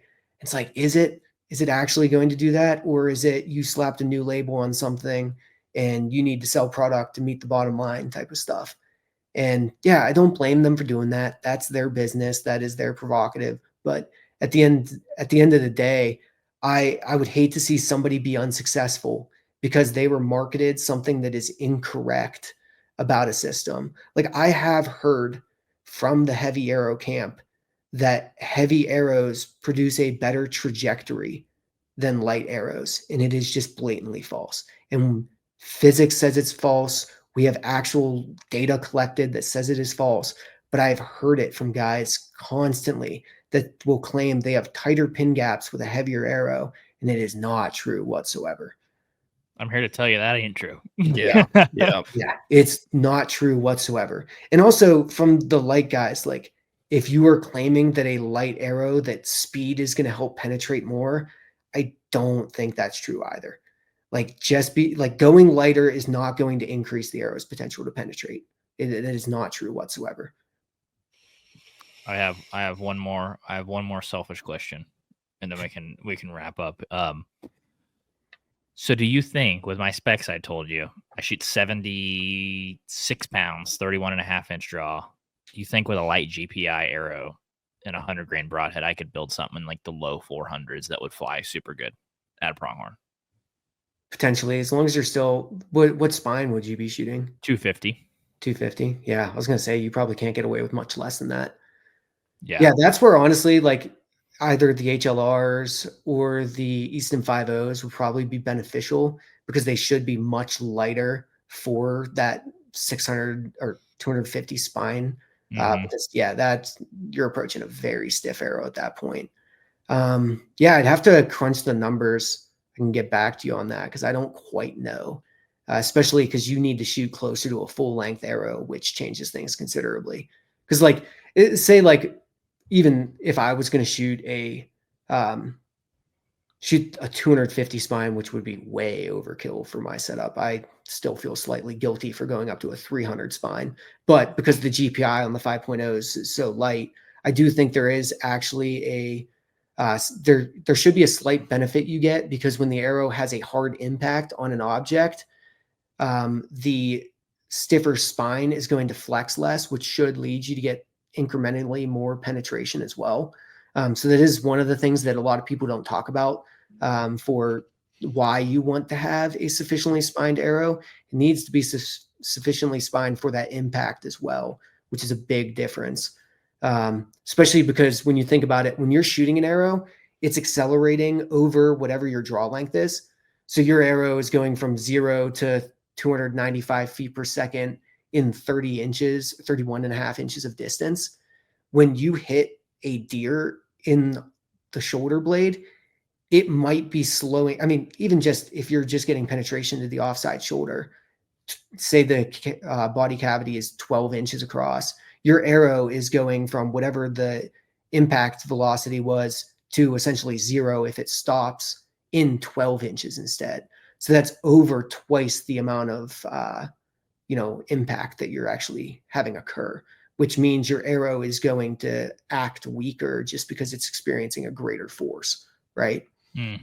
So it is definitely a consideration there too. Yeah, I think I could cut it an inch off, which would take 8 grains off. I have a 50 grain outsert right now on my Rip TKOs.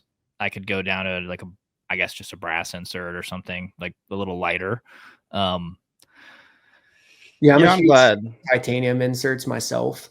Yeah. Just because I really do want to put I want to put as much of the mass in the broadhead as possible as I can. So the thing is, if you are shooting a mechanical, you likely can't do that.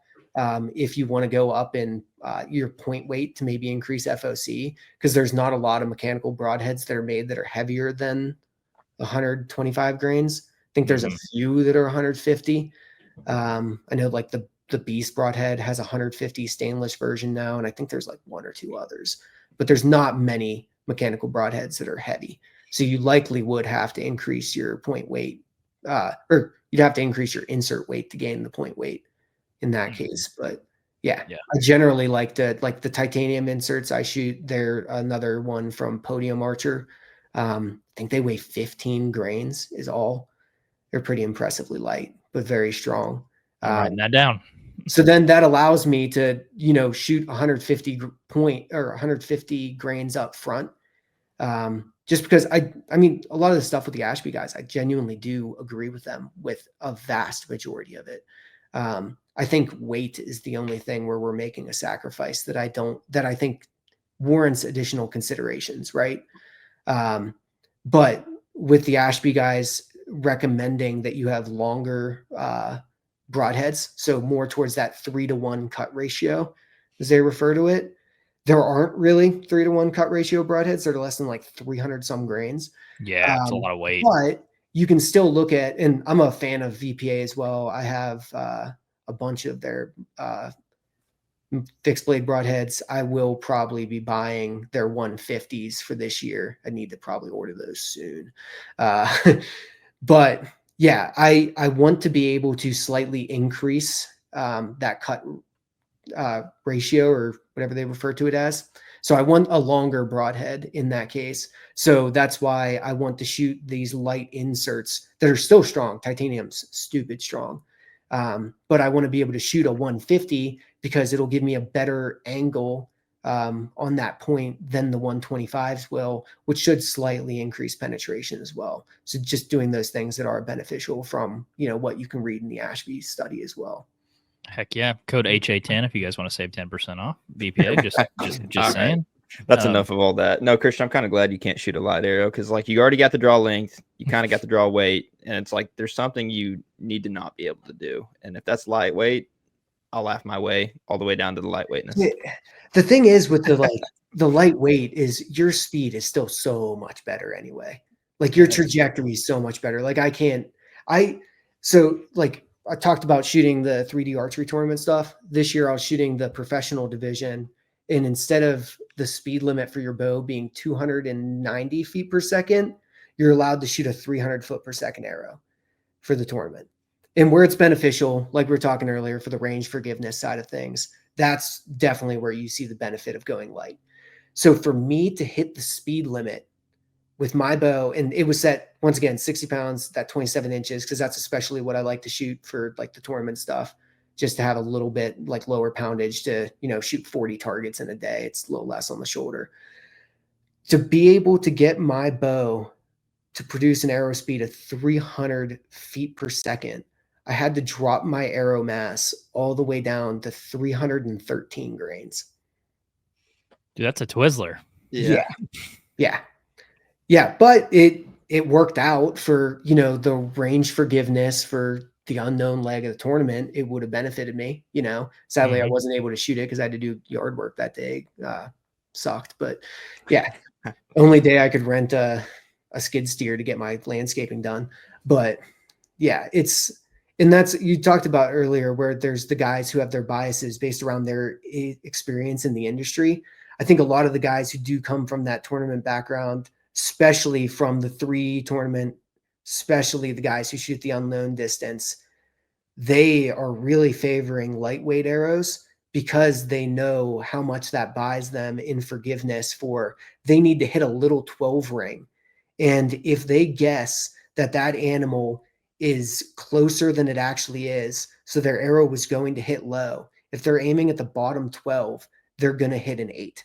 And that can be the difference of cashing a check or not for the weekend, right? Mm-hmm. Like there is that sort of bias that comes into it because they're used to aiming at a 1-inch dot on a foam target at out to 50 yards. Where, yeah, if you expand that to just, I want to be in the kill zone, it definitely opens you up where, you can slow down your arrow by increasing your arrow mass and still be successful with range forgiveness and get that additional momentum. Yeah. I got one final question for you. Okay. And this isn't as long as you guys want. This isn't selfish like Christian asked. This is, more poke fun, because hunting's hard, right? Whether you got the perfect setup or not, you're going to like situations. What'd you say? Situations are situational? Yep. That's hunting. Yeah. So with that, I like to ask this people question about what's that one encounter or blown shot opportunity that still haunts you to this day. So what's that close but no cigar? Yeah, mine, I mean, first one that comes to mind is my most recent one, which was last year. There was 2 instances of it that were the close but no cigar that absolutely are haunting me, or kind of 3 on this hunt. One was there was an absolute stud mule deer that I found who was on this private ranch. Doesn't get hunted whatsoever. It's just like near the town. I watched that deer every day for 3 days in the morning just to try to see him slip up and walk onto public land, because he was probably about 50 yards on the other side onto private.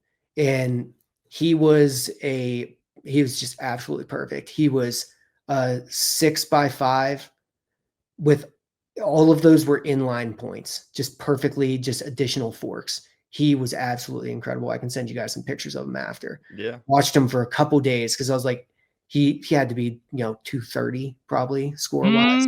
He is a stud. So watched him for a couple days, never got an opportunity at him. Of course, he knew where the property boundary wasn't dumb enough to step off.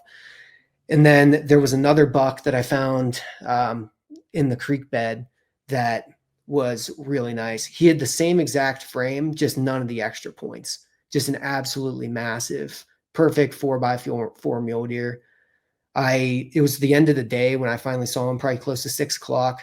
I watched him like go down in this coulee and bed down. And I was like, all right, I'm going. I'm just going. That's how I'm going to end my day.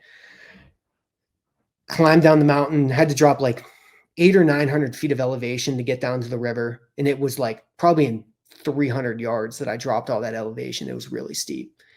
Get down to the river. It's super swampy as well. I end up like making it halfway across the river fine without getting muddy. And then I take one wrong step. It was like walking on yoga balls. Take one wrong step, douse my leg in mud up to my knee. And I was like, all right, screw it. I can move fast at this point. Just trudged across the swamp, cleaned myself off quick in the river, and then started climbing up the other side. Probably had to go up probably like 600 feet on the other side to where he was bedded down, and get down in there, get to where I think his elevation was, because I'd taken some pictures of that location and dropped some pins just so I kind of knew where he was generally bedded at. Make it all the way over there, and I'm set up where I keep inching towards this because it's like a little drop into the valley and comes back up the other side. I just wanted to make sure that the other side where I could first see him was in like the mid 40s.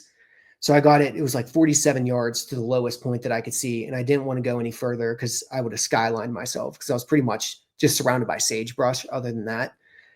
And get into position. And I'm just waiting for the shadows to finally reach him, because he was kind of sitting in the heat. Finally, the shadows hit in that area. A doe and a fawn walk off down below, and they're right at like 50 yards. I'm like, oh, this is going to be perfect. He's going to follow them out. Everything's going to be perfect. So I like shift my body around so I can angle down towards that location. And I'm like watching that spot.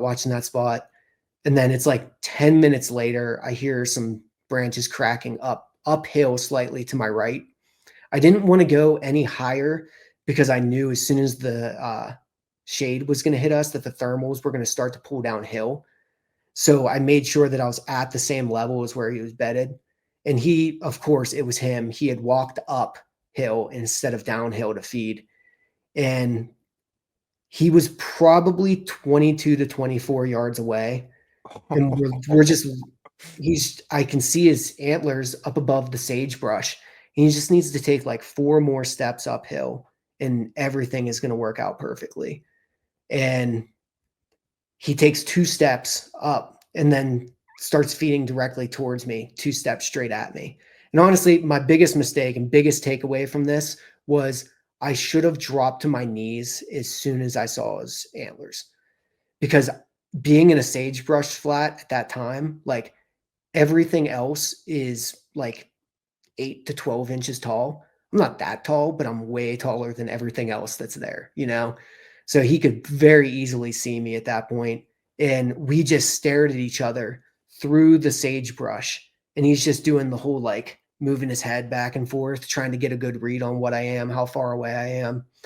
And he just busts out of there and then stops, classic mule deer, stops at 100 yards and is just staring back at me looking. Yeah. And how high did you aim?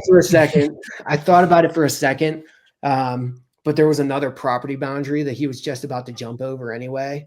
So I was like, at this point, it's not worthwhile to make that shot. Wow. And did you flip him off? He gave me the whole flip off. I don't know, like whitetail running away with the tail up is like the middle finger to you, but I still don't think it is as insulting as mule deer. The fact that they do not run away from you, they just hop away from you. That just is so irritating.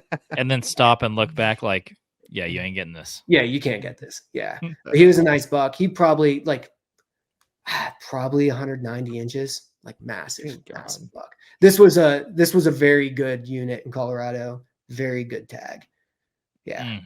Now, I haven't seen a whole lot of mule deer in my lifetime, especially on the hoof, but we seen one when Christian drew a elk tag in New Mexico, and I went to film.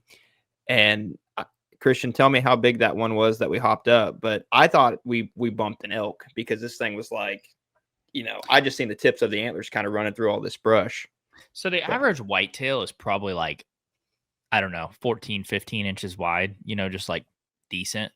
What always like gets me about the muleys is, dude, they're just so much wider and framier. And there was 3 in this group, and it was in September, and they had this amber velvet on, dude. It was just like amber, like glow velvet. And there was 3 big ones, like a tall one and then super wide one. And I was trying to be conservative to the guy we were with. I was like, that was probably a 170, right? And he was like, what was that? He's like, probably 190. Yeah. I'm like, dude, 30 inches wide, just go. I think the toughest part for mule deer telling what like a 160 to 190 is they all essentially are going to have that 4x4 frame to them, but it's just the length of those tines and the width. Like it really does make a big difference, where to like a non-hunter, if you shoot a 160 or a 200, as long as it's the same 4x4 frame, they're probably not going to notice much of a difference. But yeah, there is considerable difference. Like, and it can be hard to field judge at times. But yeah, that area, it's crawling with a bunch. So I wasn't willing to settle for much on that tag. It was my first mule deer tag in the West. So I had a buddy who's like, you need to kill the first thing you see. And I was like, man, I just don't know. And did honestly, you have any shots at smaller ones? Yeah. I'm really glad I didn't. I have videos on my phone of 4 small dinky 3x3s and some 2x2s that I was able to stalk into 18 yards on them. And I just took a video of them and backed out because I just wanted the experience. I wanted to gain. That's some serial killer stuff right there. Yeah. Serial killer shit. No, I wanted to gain as much experience on that hunt as possible if I didn't have the opportunity to kill a giant at the time, right? So like if it was the end of the day and I'm like, okay, there's one that I can go make a stalk on that's small. I did it just to gain the experience so I could learn how to play the wind, learn how to play the sound, especially the thermals out West can be complicated. But I mean, even for that, after probably like 6 of them, I just stopped stalking in on the small ones because you find out pretty quick there's so much less to learn on stalking those young bucks than the mature ones.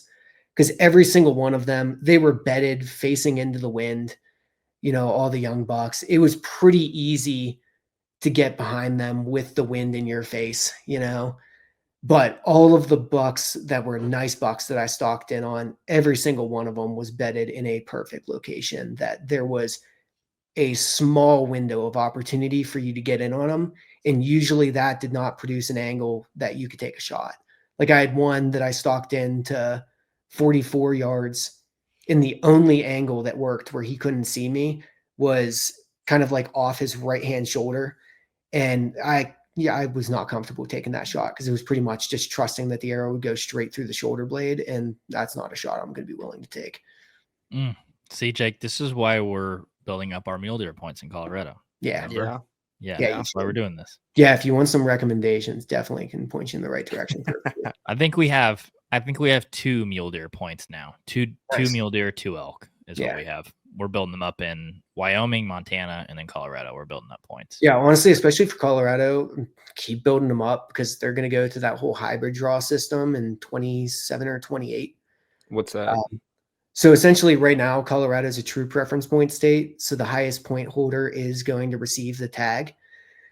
In 27 or 28, I forget the time frame, but they're going to switch to a hybrid system. I forget if Montana or Wyoming is more like it, but essentially 50% of the tags are going to be allocated towards the high point holders, and then 50% of the tags will be a weighted preference point system to everybody else who enters for that tag. That's cool. Like right now, there's some units in the northwest corner of Colorado that you can never draw a tag in if you haven't already been applying since the 1990s probably to get one of those tags, because they take 20 plus points to get at this point. So eventually there will be a certain number of those tags that is allocated randomly as well. So somebody could get lucky and draw it.